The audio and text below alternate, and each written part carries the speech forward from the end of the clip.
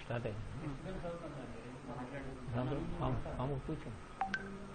ఆత్మ నమస్కారం చేద్దాం.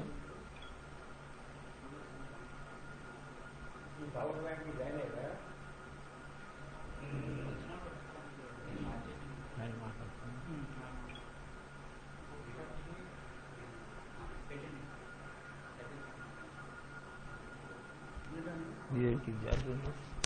ఇది వేసుకున్నా అక్కడ ఇది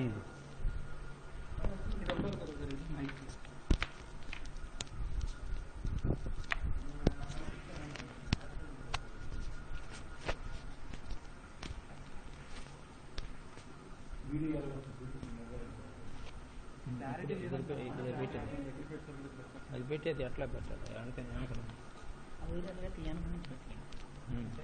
సైడ్ ఆత్మ నమస్కారం చేస్తాను. అది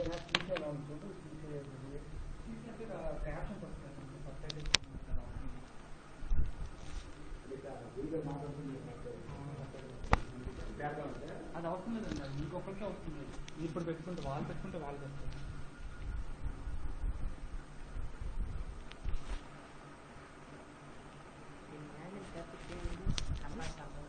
దీనివల్ల ఏంటి ప్రయోజనం? మైక్ గురువు గారు మాట్లాడండి. అంటే వాళ్ళకి గట్టిగా వినపడుతుందా? ఇది కొంచెం ఇక్కడ దగ్గర ఇది ఇది ఒకటే పెట్టాను, అందుకే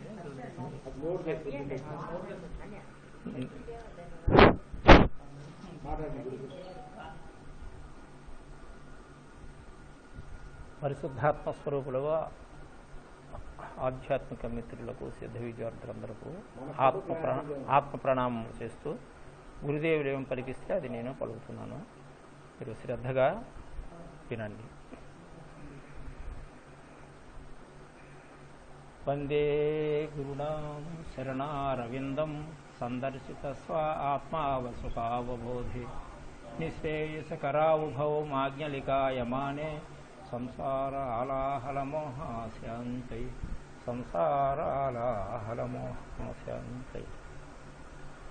జగద్గురు ఆదిశంకరాచార్యులు వారు గురువుకు నమస్కారం చేస్తున్నారు. వందే గురుణాం శరణారవిందం, గురువు తాలూకా శరణాలకు నమస్కారం చేస్తూ సందర్శిత స్వ ఆత్మావ సుఖావబోధే. స్వాత్మ అంటే ఎవరికి వారిలోనూ ఆత్మస్వరూపులై ఉన్నారు. భగవంతుడు అన్నవారు మనకంటే భిన్నంగా లేరు. స్వాత్మ సుఖాన్ని పొందడం కొరకు నేను గురుపాదాలకు నమస్కరిస్తున్నానని చెప్పి ఆదిశంకరాచార్యులు వారు ప్రార్థన చేస్తున్నారు. స్వాత్మావసుకావబోధే నిశ్రేయసకరావుభౌ మాజ్ఞలికాయమానే సంసారాలాహలమోహాశాంతై.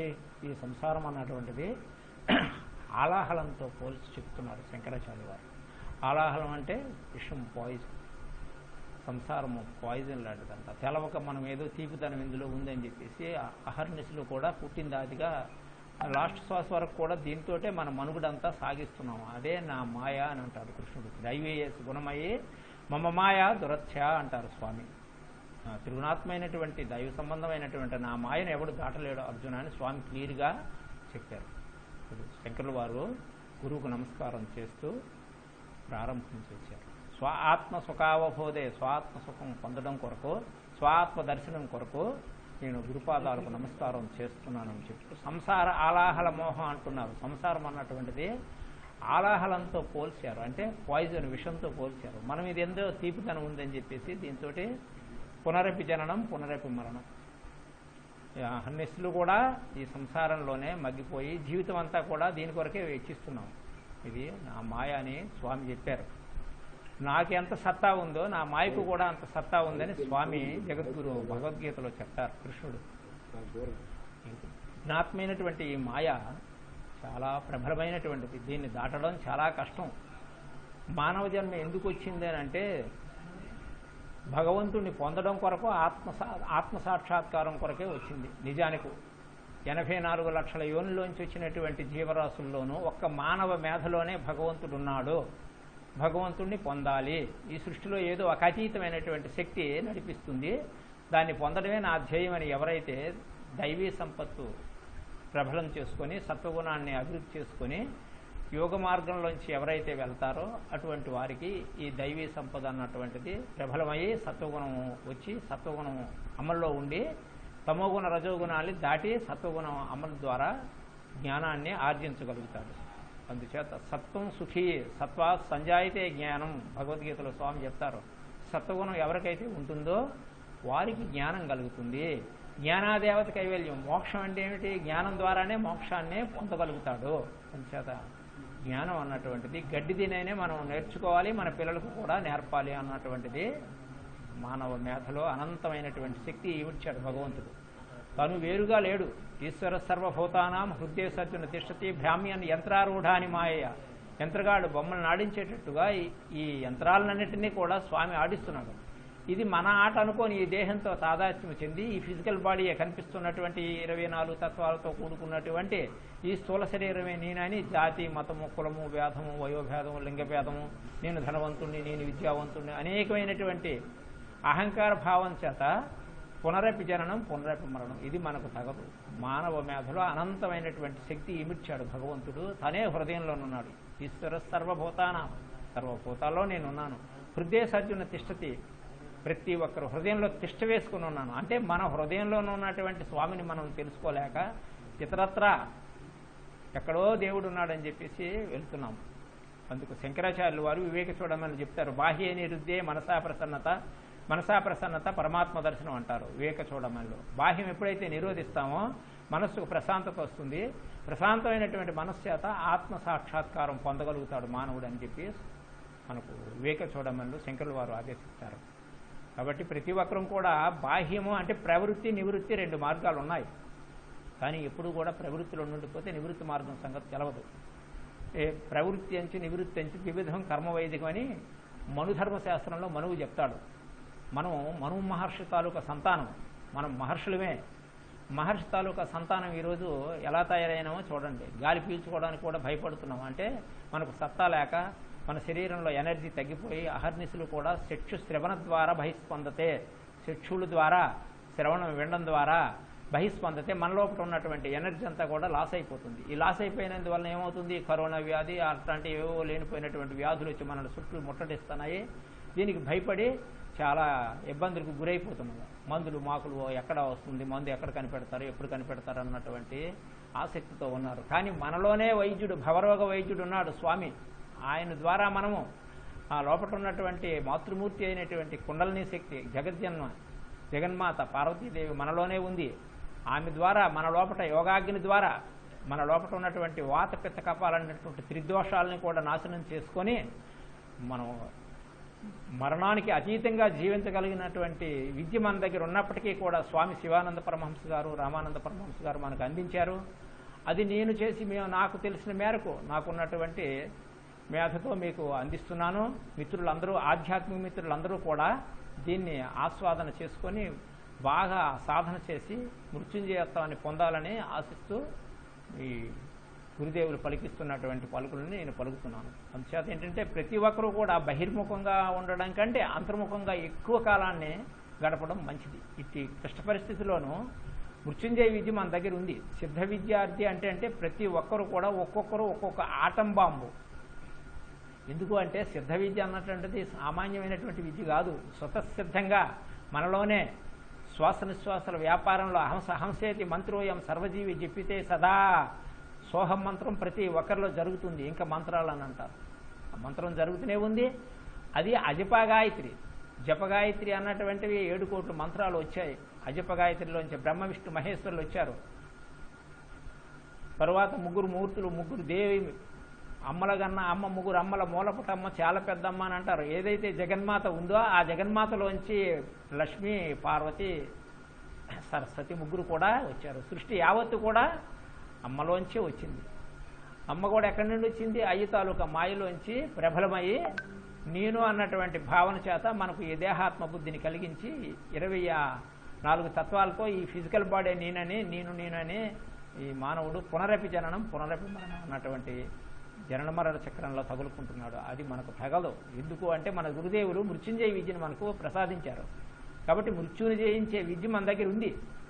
ఇట్లాంటి జబ్బులు కానీ ఏమి మనకు చెయ్యవు. ఒకవేళ వచ్చినా సరే మృత్యుంజయ విద్య మన దగ్గర ఉంది కాబట్టి ఆ మార్గంలోంచి వెళ్ళిపోతే మనకు ఏ భయం, భీతి కూడా ఉండదు.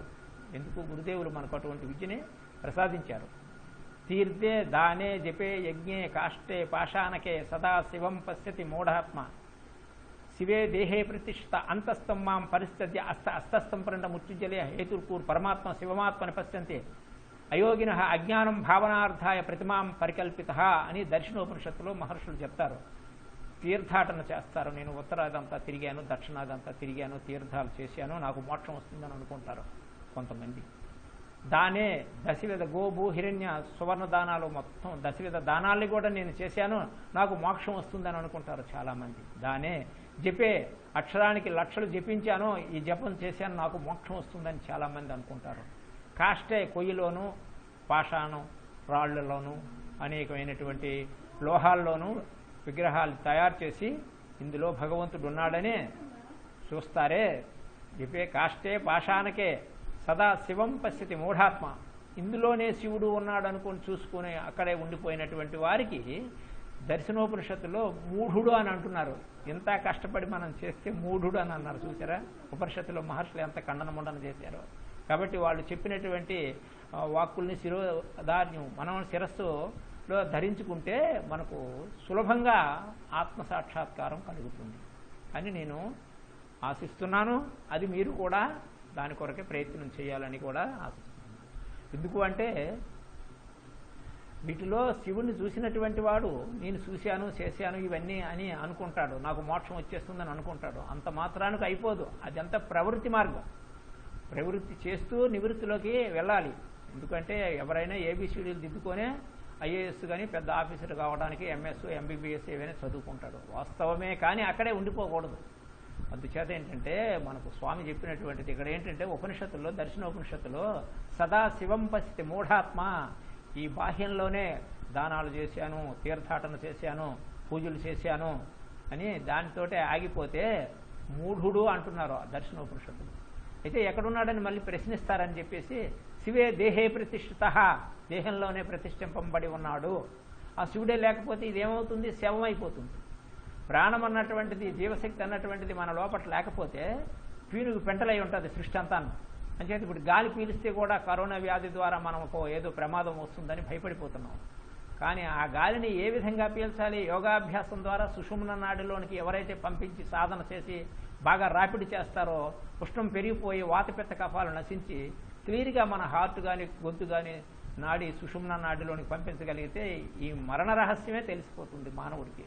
అటువంటి విద్య మృత్యుంజయ విద్య ప్రతి సిద్ధ విద్యార్థి దగ్గర ఉంది. కానీ దాన్ని బాగా వినియోగించుకోవడం నేర్చుకోవాలి. ఎందుకు అంటే ఉన్నదాన్ని వినియోగించుకోవడం నేర్చుకుంటే మనకు ఏ విధమైన ఇబ్బంది కూడా ఉండదు. శివుడు ఎక్కడున్నాడని అంటారు అని ప్రశ్నిస్తారని శివే దేహే ప్రతిష్ఠిత, దేహంలోనే ప్రతిష్ఠింపబడి ఉన్నాడు. అంతస్థం మాం పరిస్థితి అస్తస్థం పడిన మృత్యుంజలే. అస్తంలో పాయసపు ముద్దు ఉంది.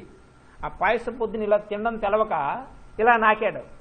అది ఏమైంది? ఆ ముద్ద కింద పడిపోయింది. ఇక పాయసం ముద్ద వాడికి చేజిక్కదు, రెండింటికి చెడిపోతాడు. అలాగనే మనము లోపట ఉన్నటువంటి పరమాత్మను మర్చిపోయి ప్రవృత్తిలోనే ఉండిపోయి దాన్ని మనం ఆస్వాదన చేయడానికి ప్రయత్నం సాధన ద్వారా ప్రయత్నం చేయకపోతే ప్రమాదంలో పడిపోతామని గుర్తించుకోవాలి ప్రతి సిద్ధ విద్యార్థి భక్తులు కూడాను. అస్తంలో పాయసపు ముద్ద ఉంది. పొద్దుగా తినడం తెలవక మండ నాకాడు దాని రసాన్ని. ఆ ముద్ద పడిపోయింది. ఇంకా రసం ఉండదు, ముద్ద కూడా ఉండదు. అయినప్పుడు రెండింటికి చెడిపోతాడు. అస్తస్థం హేతుర్కూరు పరమాత్మ శివమాత్మని పశ్యంతి అయోగిన. అయితే ఇవన్నీ ఎందుకు పెట్టారు అని ప్రశ్న వేయొచ్చు. ఈ గుడి గోపురాలు దేవాలయాలు పారాయణలు పఠనలు ఎందుకు పెట్టారు అని ప్రశ్న వేస్తే వాళ్ళే చెప్పారు దానికి సమాధానం. అజ్ఞానం భావనార్థాయ ప్రతిమాం పరికల్పిత. మరల ప్రశ్న వేస్తారేమోనని అజ్ఞానుల కొరకు ఈ ప్రతిమ ఆర్చనలు అన్నటువంటిది ఎలిమెంటరీ కోర్సు పెట్టారు. అందుచేత ప్రైమరీ కోర్సు ఇది. వెళ్ళొచ్చు, గుడి గోపురంకి వెళ్ళొచ్చు, నమస్కారం చేయొచ్చు. వాళ్ళు అవతార పురుషులు సిద్ధి పురుషులు, వాళ్ళు చూడగానే మనకు అది స్మృతికి వస్తుంది. దేవుడు ఉన్నాడని జ్ఞాపకం కొరకు మనకు పెట్టారు ప్రవృత్తి మార్గం అన్నటువంటిది. అంతేగాని అక్కడ ఆగిపోతే తెలియదు. అందుకు అజ్ఞానం భావనార్థాయ ప్రతిమాం పరికల్పిత. అజ్ఞానుల కొరకు ఒక దేవి దేవత ఉన్నారు అనే జ్ఞాపకం కొరకు అవి పెట్టారు. అందుచేత మన లోపల ఉన్నటువంటి ఆ పరమాత్మతత్వాన్ని తెలుసుకోవడం కొరకు ప్రయత్నం చేయాలి. భగవద్గీతలో స్వామి చెప్పారు, ఈశ్వర సర్వభూతానాం. నేను ఎక్కడున్నాను అంటే సర్వభూతాల్లోని కూడా ఉన్నాను. అందుకు భూతనాథుడు అన్నారు ఈశ్వరుడికి. ఈశ్వరుడికి పేరేటుంది భూతనాథుడు. భూతం అంటే ఏంటి? ఈ 84 లక్షల యోనుల్లోంచి వచ్చినటువంటి చరాచరమైనటువంటి కదిలిక ఉన్నవి, కదిలిక లేనటువంటి చరాచర జీవ జగత్తుకి ఆయనే మూల పురుషుడు, మూల విరాట్. ఆయనలోంచే మాయ అన్నది ఒకటి వచ్చింది. ఆ మాయలోంచి శక్తి వచ్చింది. ఆ శక్తిలోంచి బ్రహ్మ విష్ణు మహేశ్వరులు వచ్చారు. ఆది పరాశక్తిలోంచి బ్రహ్మ విష్ణు మహేశ్వరులు జగజ్జాలం అంతా కూడా ఏకం అనేకం భవతి, నేను ఒక్కడనే అనేకం కావాలనుకొని తనే కుమ్మరివాడు మట్టి ముద్దను తీసుకొచ్చి సంకల్పించి ఇది ముంత, మూకుడు, కూజ అనేకమైనటువంటి పాత్రలు తయారు చేస్తున్నాడు. ఈ పాత్రలు చూసిన తర్వాత మనకు మట్టి అన్నటువంటి నిమిత్త కారణమైనటువంటి మట్టిని మర్చిపోతున్నాం. అలాగనే ఈ ప్రకృతిని చూస్తున్నాము, మాయలో పడిపోయి ఇది యథార్థం అనుకొని దీంతో కొట్టుమిట్టు ఆడుకుంటూ తన నిజ జీవితాన్ని ఏముందో ఈ లోపల ఈ సృష్టిలో ఏదైతే శక్తి ఉందో దాన్ని మర్చిపోయాం. ఇప్పుడు చూడండి, ఇప్పుడు భగవంతుడు అన్నటువంటి వాడు లేడు అని కొంతమంది అంటారు. వాళ్ళనే నాస్తికులు అంటారు. వాళ్ళ ముఖం చూడకూడదా చార్వాక మతం అన్నది ఒకటి ఉంది. వాళ్ళు ఒక్కళ్ళే అన్నారు, సత్యమా వాళ్ళందరూ కూడా భగవంతుడు ఉన్నాడు అని అన్ని సాంప్రదాయం వాళ్ళు అందరూ కూడా విచారణ చేసి ఒప్పుకున్నారు. అంటే లేడు అని అంటే లేడు అన్నవాడు ఎలా ఉన్నాడు? వాడు కూడా ఏదో వాళ్ళు ఒక శక్తి ఉంది కదా. ఇప్పుడు చూడండి, లేడు అంటే కుదరదు. మనము కుమ్మరింటికి వెళ్ళాము. కుమ్మరింటికి వెళ్తే అక్కడ ముంత, మూకుడు, పూజ అనేకమైనటువంటి పాత్రలు కానొస్తున్నాయి. ఆ పాత్రలు చూసేసరికి దానికి నిమిత్త కారణమైనటువంటి మట్టిని మర్చిపోయినాం. ఒకే మట్టి కుమ్మరి తన సంకల్పంలో అనేకమైనటువంటి పాత్రలను తయారు చేశాడు. పాత్రలు చూసేసరికి నిమిత్త కారణమైనటువంటి మట్టిని మర్చిపోయినాం. అలాగనే ఈ కనిపిస్తున్నటువంటి దీనికి ఎవరు ఒకరు ఉండాలి కదా. ఈ సృష్టికి మూలకారకుడు ఎవరో ఒకరు ఉండాలి కదా. ఆయనే భగవంతుడు. ఆయన సంగతి మనకు తెలియాలంటే ఏం చేయాలి? ఈ మట్టిని కుమ్మరి కుండలుగా మలిచాడు, కుండలు చూసాము. అయితే ఆ మట్టి తనంతట తానుగా కుండలు అయిపోలేదు. దాన్ని చేతనకారుడు ఒకటి ఉండి తీరాలి, వారే కుమ్మరి. అందుచేత కుండలు తయారు చేసినటువంటి కుమ్మరి, దానికి నిమిత్త కారణమైనటువంటి మట్టి, 3 మూల పదార్థాలు ఉన్నాయి. ఇక్కడ అలాగనే సృష్టి కనిపిస్తుంది. ఇక్కడ చరాచరమైనటువంటి జీవరాశులు ఉన్నారు. దీన్ని కూడా పంచభూతాలు, గ్రహగోళ నక్షత్రాలు, 84 లక్షల యోనుల్లోంచి వచ్చినటువంటి చరాచరమైనటువంటి జీవరాశులు ఇందు సంచారం చేస్తున్నాయి. మరి దీనికి కూడా ఒక సృష్టికర్త అన్నటువంటి వాడు ఒకడు ఉన్నాడు. ఆయన్ని మనం విశ్వసించినంత మాత్రాన్ని నష్టపోయేది మనమే కానీ. కాబట్టి దీనికి కూడా సృష్టికర్త భగవంతుడు అని అన్నారు. భగవంతుడు అంటే ఎక్కడుంటాడు? భగవంతుడు సర్వచరాచరమైనటువంటి జీవరాశుల్లో ఉన్నాడు. కానీ సూర్యుడు ఎక్కడున్నాడు? పైన ఉన్నాడు. ఆయన బింబం ఎక్కడుంది? ఒకే ప్లేస్లో ఉంది. అయితే ఆయన కిరణాలు ఎక్కడున్నాయి? విష్ణు అంతా వ్యాపించింది. అలాగనే భగవంతుడు అన్నవాడు ఒక చోటు నుండి సంకల్పం చేత తన ఈ సృష్టిని అంతటినీ కూడా నడిపిస్తున్నాడు. అందుకు సృష్టి, స్థితి, లయములు అంటారు. సృష్టించటము, దాన్ని స్థితి కలిగి ఉంచటము, దాన్ని మరల తనలో లయం చేసుకోవటం అన్నటువంటివి జరుగుతూనే ఉన్నాయి. ఈ ఎడతెరిపి లేకుండా ఈ సృష్టిలోనూ ఎన్నో కోట్ల సంవత్సరాలు అయినప్పటికీ కూడా, ఎన్ని యుగాలు జరిగినప్పటికీ కూడా సృష్టి జరుగుతూనే ఉంది. ఇందులో కష్టాలు, నష్టాలు మానవుడు అన్నటువంటి వాడు అనుభవిస్తూనే ఉన్నాడు. కానీ ఈ దాటేవాడు అక్కడే యోగి. ఆ యోగి అన్నటువంటి వాడు దాటగలుగుతాడు. యోగి హృదయానగమ్యం. యోగులు హృదయంలోనే భగవతత్వం తెలియబడుతుంది అన్నారు. ఎందుకు అంటే యోగం అన్నటువంటిది ఎవరైతే చేస్తారో ఆ యోగం అన్నటువంటిది చేసేటప్పుడు మనకు భగవతత్వం మనలోనే ఉంది, అది నేనయ్యే ఉన్నాను అని అద్వైత సిద్ధిని పొందేనటువంటి యోగి తనకంటే అన్యంగా భగవంతుడు లేడు అని తెలుసుకోగలుగుతాడు. అట్టి యోగికి భగవతత్వం అనుభూతికి వస్తుంది. దాన్నే ఆత్మసాక్షాత్కారము, సమాధి అని, జీవబ్రహ్మ ఐక్యమని, శివదేవ ఐక్యమని అనేక పేర్లు పెట్టి పిలుస్తారు. అట్టి విద్య మన ఆర్యులు మనకు బోధించారు. కానీ బోధించినప్పటికీ కూడా మనము దాన్ని అర్థం చేసుకోలేక భగవంతుడు ఇంకెక్కడో ఉన్నాడు అని చెప్పేసి కొంతమంది పూజలు చేస్తారు, కొంతమంది పుస్తకాల్లో చదువుతారు, కొంతమంది పారాయణలు చేస్తారు, పఠనలు చేస్తారు. భగవంతుడు మన హృదయంలోనే ఉన్నాడు. ఆ ఉన్న హృదయంలోనూ ఉన్నటువంటి వాణిని తెలుసుకోవాలంటే మనం ఏం చేయాలి? మన లోపల ఉన్నాడు కాబట్టి కేంద్రస్థానం భ్రువోరు మధ్య శివస్థానం, భ్రూమధ్యంలోనూ ఉంది శివస్థానం.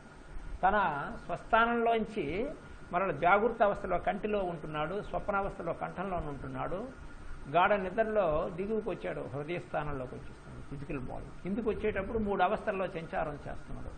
ఈ 3 అవస్థలో కూడా బండ సున్నా, ఎందుకు అంటే నిద్రావస్థలో ప్రపంచం లేదు, నీవు లేవు, ఏమీ లేదు. స్వప్నావస్థలో కలగనేటప్పుడు ఏదో ఉందని అనుకుంటున్నావు, కలగని మేలుకాంచిన తర్వాత ఏమీ లేదు.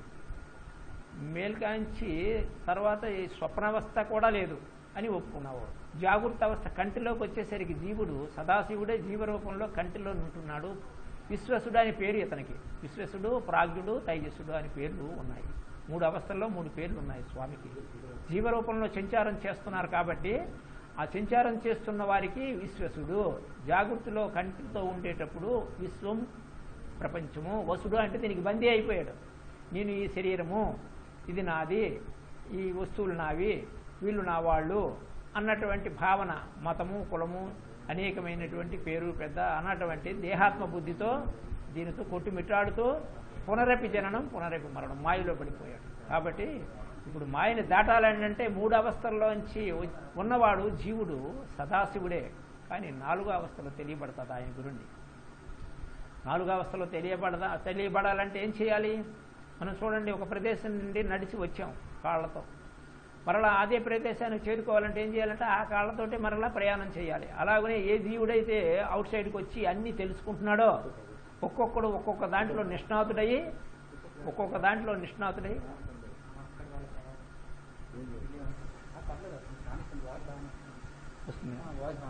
ఒక్కొక్క దాంట్లో పేరు ప్రఖ్యాతులు తెచ్చుకొని ఈ దేహాత్మ భావన చేత నేను ఇంత గొప్పవాడిని, నేను సైంటిస్ట్ని, నేను గొప్ప మేధావిని, నేను కవీశ్వరుణ్ణి, నేను గొప్ప సాధకుణ్ణి అనే ఈ అహంకార మమకారం, నేను గొప్ప ధనవంతుణ్ణి, యవనవంతుణ్ణి, కులవంతుణ్ణి, పెద్ద కులంలో పుట్టాను అని దేహాత్మ బుద్ధి చేత నానా బాధలు పడుతూనే ఉన్నారు.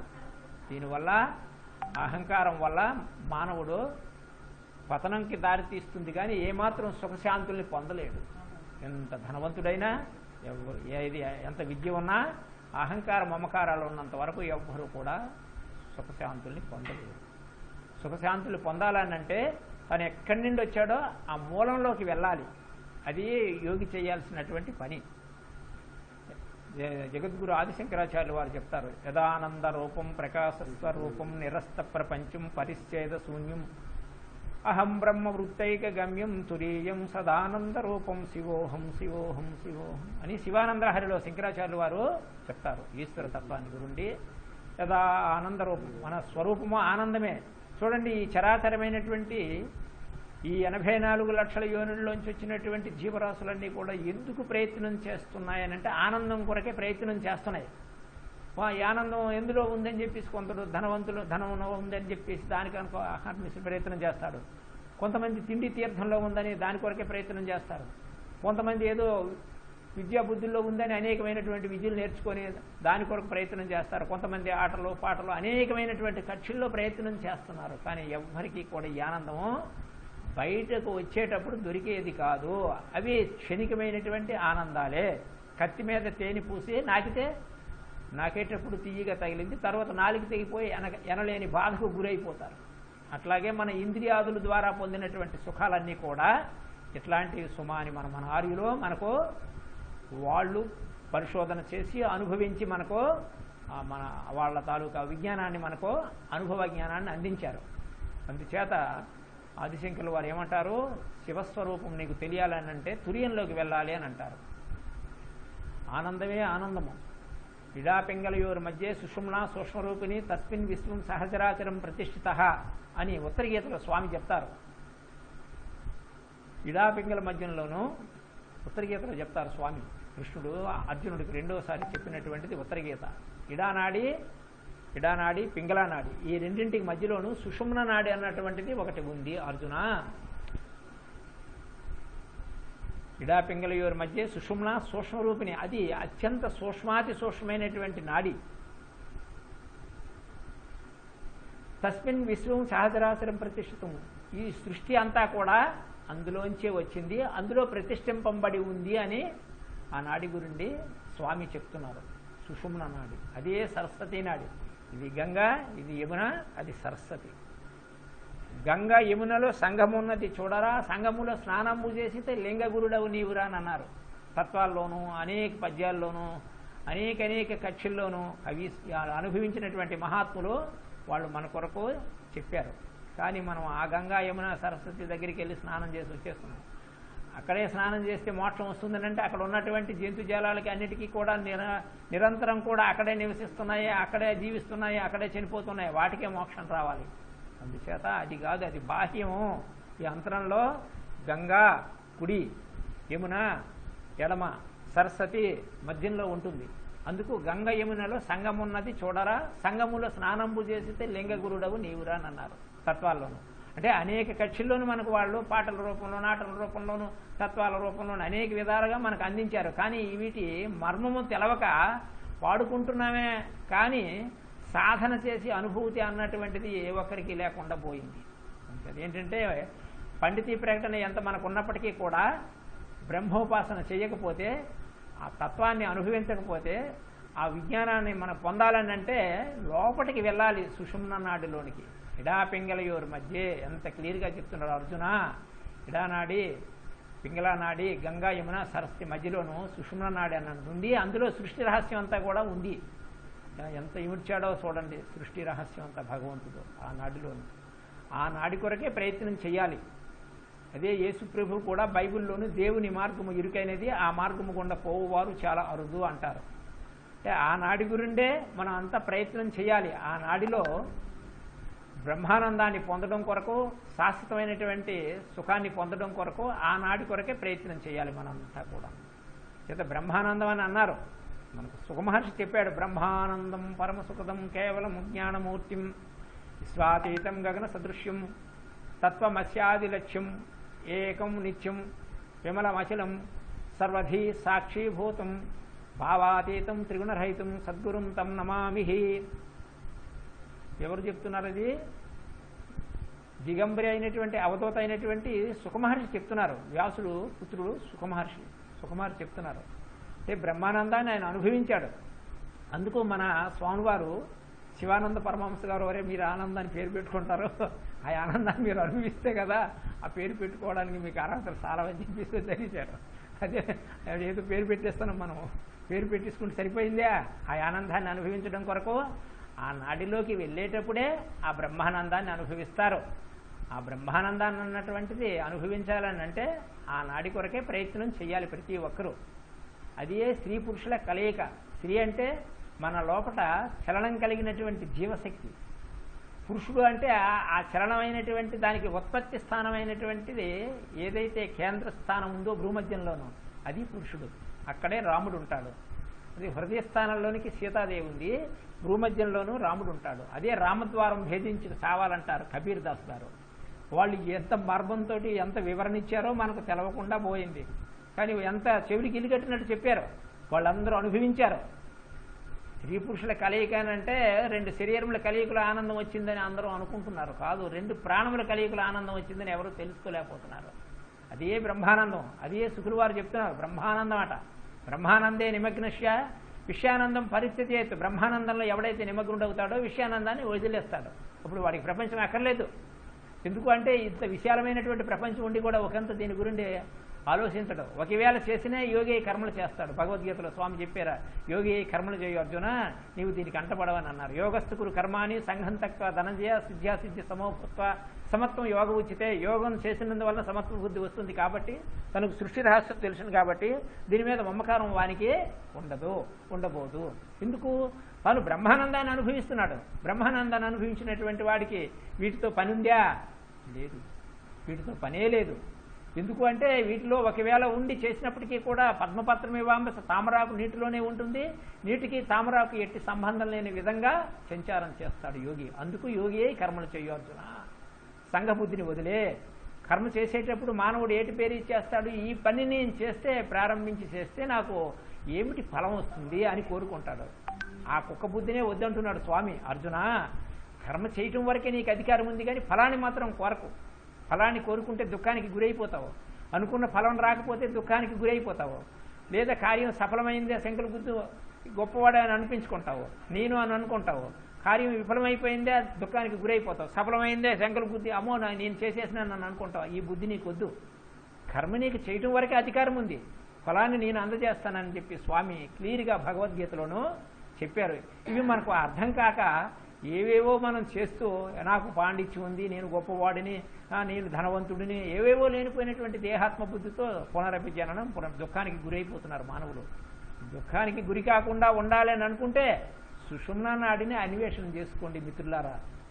నేను సుమారుగా 82 నుండి మా చిన్నపాప గర్భంలో 6 మాసం గర్భంలో ఉంటుండగా బయటకు వచ్చి ఇది కాదు మన జీవిత ధ్యేయం అని చెప్పి అప్పటి నుండి ఇప్పటి వరకు నేను చేస్తున్నది అది తప్పితే ఇంకేం కాదు, ఇదంతా చేస్తున్నా, నేను ఏదో చేస్తున్నాను అంతే. స్వామి నాకు ఏదో ప్రారంభం ఉంది కాబట్టి మీరు అంత ఏదో గురువు అంటున్నారు, నాకు ఈ గురుత్వం అక్కర్లేదు, ఈ ఆశ్రమం అక్కర్లేదు. కావాలనుకుంటే మీరు ఎవరైనా వచ్చి నేను నడిపిస్తానని ముందుకు వస్తే మీరు నడిపించుకోవచ్చు. ఎందుకంటే ఇది సంఘాంది, స్వామి సొత్తిది. ఇదేంటో నాది నాది అని అనుకోవడమే బాయ. ఎందుకంటే నాది అంటే నా దేహం ఒకనాడు నాకు మోసం చేస్తుంది కాబట్టి ఇంక నాకేటుంటుంది, ఈ ఆశ్రమం నాకెక్కడ ఉంటుంది, నా దేహమే నాకు మోసం చేస్తుంది. ఇందులో ఉన్న జీవుడు ఎప్పుడైతే శివుడు వదిలేసినాడో ఇది శవం అయిపోతుంది. అప్పుడు కన్నా పిల్లలు కానీ గురువు గారు అంటారు వాళ్ళు ఎవరు దగ్గరికి రారు. ఈ కరోనా వ్యాధితో చచ్చిపోయిన వాడి దగ్గరికి శిష్యులు కూడా దగ్గరికి రారు. ఎందుకంటే గురువు గారు కరోనా వ్యాధి వచ్చింది, కరోనా వ్యాధి వచ్చి చచ్చిన వాడి దగ్గరికి ఎవరు రాకంటున్నారు. చూడండి ఎంత మాయ ఉందో, భగవంతుడు ఎంత మాయ పెట్టాడో. ఈ మాయకు బ్రహ్మ ప్రమాదాలకు గురైపోయి నానా బాధలను అనుభవిస్తున్నాడు మానవుడు. కాబట్టి గాలి పీల్చుకోవడానికి కూడా భయపడుతున్నాం. అంటే ఎంత డేంజరస్ చూడండి. ఇట్టి తరుణంలోనూ ఈ సిద్ధ విద్య అనేటువంటిది మనకి ఎంతైనా ఉపయోగపడుతుంది. ఎందుకు అంటే బాగా మా గురుదేవులు రామానంద పరమహంస గారు వరే ఓదండ్రా ఊదితే విషయం బయటపడిపోతుంది అని అనేవారు. అది ఎవరికి తెలుస్తుంది ఆ విషయం? గురుదేవులు చెప్పేవారు, ఒరే ఊదరా, ఊదితే గట్టిగా ఊదితే ఉంటే విషయం బయటపడిపోతాను అనేవారు. అనేది ఎవరికి తెలుస్తుంది? లోపట ఊదితే లోకాలు కరిగిపోతాయి, బయట ఊదితే లోహాలు కరుగుతాయి అంటారు. ఎవరు? యోగి వేమన్న. వీరబ్రహ్మేంద్ర స్వామి వారు కూడా అదే చెప్పారు. అందరూ కూడా సిద్ధి పురుషులందరూ కూడా ఒకటిగానే చెప్పారు. కానీ చిట్ట చివరకు ఒకటిగానే చెప్పారు. కానీ అది అర్థం కాక అనేకమైనటువంటి మతాలు, భిన్న భిన్న అభిప్రాయాలు, జాతి అన్నటువంటి దేహాత్మ బుద్ధి చేత నానాయాత్రలు పడుతున్నారు మానవులు. ఎక్కడుంది ఆది మానవుల దగ్గరికి వెళ్తే జాతి ఎక్కడుంది, మతం ఎక్కడుంది, కులం ఎక్కడుంది? మానవులు. అందుకు స్వామి చెప్తారు, ఏకోదర సహోదరులు మీరంతాను, మనమంతా కూడా ఏకోదర సహోదరులము. స్వామి ఇంత గొప్పవారై కూడా నేను గురువుని అనిపించుకోలేదు. మనకేమీ తెలవకపోతే నాకు మంచి శిష్యులు ఉన్నారు, నేను గొప్పవాడని మనం అనుకుంటాం. తెలవక అంటే తెలిస్తే అనుకోరు. తెలవకి ఇవన్నీ ఈ బాధలన్నీ ఉన్నావు. స్వామి అంతటి గొప్పవాడయ్యి చిన్న కౌపీనం కట్టుకొని 5 ఆశ్రమాలు స్థాపించి నేను గురువుని కాదు అని చెప్పేసి మీరు చేసుకుంటారని ఆయన అని చెప్పేసి వెళ్ళిపోయి ఒక భక్తుడి ఇంటి దగ్గరికి వెళ్ళి అక్కడ జీవ సమాధి పొందారు. పొందే తరుణంలోనూ స్వామిని ప్రశ్నించారు, నేను వారం రోజుల్లో నేను సమాధి అయిపోతున్నానని అంటే స్వామి మీకు లక్షలాది మంది శిష్యులు ఉన్నారని అంటే నాకెవరు శిష్యులు ఉన్నారా అని అన్నారట స్వామి. ఇన్ని లక్షల మంది ఏమయ్యారు? 5 ఆశ్రమాల్లో ఉన్న వాళ్ళు ఏమయ్యారు అంటే నిజమైనటువంటి వాళ్లకు శిష్యులు ఉండరు. ఎందుకంటే అలా ఈక్వల్ అంత సమానం అన్నటువంటి బుద్ధి వచ్చిన తదుపరి గురువు శిష్యుడు అన్నది మిగిలి ఉండదు మనస్సులో. మిగిలి ఉంటే నేను గురువుని వాడు శిష్యుడు అంటే వాడిని చిన్న చూపు చూస్తాడు వీడు. అందుచేత సమత్వం అన్నటువంటిది లేదు. కాబట్టి గురువు అన్నటువంటిది ఆ బుద్ధి వేద బుద్ధి ఎప్పుడైతే ఉందో గురువు అన్నటువంటిది అర్హత వాడికి చాలదు. అర్హత ఆల్ ఈక్వల్, అంత సమానమే. మమాత్మ సర్వభూతాత్మ, నాలోనున్న ఆత్మయే సర్వభూతాల్లోనుంది. కాబట్టి నీ వల్లే నీ పొరుగు వారిని కూడా ప్రేమించాలి. నీలోనున్న ఆత్మీయ సర్వచరాచరమైనటువంటి జీవజడ ప్రకృతిలో నిండి నిబిడీకృతమై ఉంది. కాబట్టి నీవే సర్వత్రా ఉన్నావు. అందుకు సర్వత్ర సమదర్శనమే సమాధి. సమాధి అంటే నీవు ఎంత సాధన చేసావు, ఎంత పాండిత్యం నేర్చుకున్నావు అదంతా ఒక పక్కకు పెట్టి అలా ఈక్వల్ అన్నటువంటి భావన ఎవరిలోనైతే వస్తుందో అది సమాధి. ధి అంటే బుద్ధి, సమ అంటే అలా ఈక్వల్. అందుచేత దానికి అటువంటి ఈక్వల్ కావాలి అని అంటే ఏం చేయాలి? గాలిలోన పుట్టి గాలిలోన పెరిగి గాలిలోన తెరువు కానలేరు, ముక్కులోన గాలి ముక్తికి త్రోవయా విశ్వదాభిరామ వినురవేమ అనే ఒక పద్యంలోనే చెప్పేశాడు ఆయన. సృష్టి రహస్యమే చెప్పేశాడు వేమన్న గారు. మనం ఎక్కడ పుట్టాము? గాలిలోనే పుట్టాము. ఆకాశం మీద నుండి ఎవడు ఊడి పడలేదు. అమ్మా నాన్న గృహస్థాశ్రమాన్ని స్వీకరించారు. దేని ద్వారా వీర్యదానం చేశాడు? ప్రాణశక్తి ద్వారా. అమ్మ ఏం చేసింది? గర్భధారణ చేసింది. అయితే ఏం చేసావు? దశమాస పరిచ్ఛేద, 10వ మాసం వచ్చేసరికి నకసిక పర్యంతం అంతా ఏర్పడి 10వ మాసంలోనూ బయటకు వచ్చేసినావు. నేనని అంటున్నావు. ఈ రహస్యం ఎవడికి తెలవదు. నీవు అప్పుడు ఎవడివి? పోయి తీసి నువ్వు ఎవడని ప్రశ్న వేసుకో. నీవు ఒక అనుస్వరూపుడివి. నువ్వు పుట్టక పూర్వం ఎవడివి? ఒక అణువు. ఇప్పుడు ఎవడివి? అణువే. తరువాత ఎవడివి? అణువే. పుట్టక పూర్వము అణువే, శరీరంలో ఉండేటప్పుడు అణువే, పోయిన తర్వాత కూడా అణువే. అణువు అంటే చాలా సూక్ష్మాతి సూక్ష్మమైనటువంటి వాడివి, చాలా చిన్నవాడివి. అంటే చూడండి, ఈ సైన్స్ మనకు తెలిసిందే. ఒక వీర్యంలో కొన్ని లక్షల అణువులు ఉంటాయి. అది డాక్టర్కు తెలుసు, మనకు కూడా తెలుస్తుంది కొంతమందికి. ఆ వీర్యంలోనూ కొన్ని లక్షల అణువులు ఉంటాయి. అవన్నీ కూడా పోతాయి, ఒక్క అణువు మిగులుతుంది. లేదా 2 మిగిలితే కలవ పిల్లలు, 3 మిగిలితే 3 ఉంటారు, 2 ఉంటే 2, 1 ఉంటే 1 సంతానం వస్తుంది. అంటే అవన్నీ పోతాయి, 1 మిగులుతుంది. అప్పుడు నువ్వెవడివి? అనుస్వరూపుడివి. ఇప్పుడు నువ్వెవడివి? 100 కిలోలో, 50 కిలోలో, 70 కిలోలో శరీరాన్ని మోసుకు తిరుగుతుంది. ఆ అణువే విస్ఫోటన చెంది సృష్టి రహస్యం. అంటే సృష్టి అయిపోయింది. అణురనీయాన్ మహతో మహియాన్ అని మనము మంత్రపుష్పంలోనూ అనేక శాస్త్రాల్లో కూడా చదువుకుంటాం. కానీ అది ఎవరికి అర్థం కాదు, చెప్పుకుంటామే కానీ అర్థమయ్యే శైలి ఎవరికి లేదు. ఎందుకు చదువుకుంటున్నాం, చెప్పుకుంటున్నాం.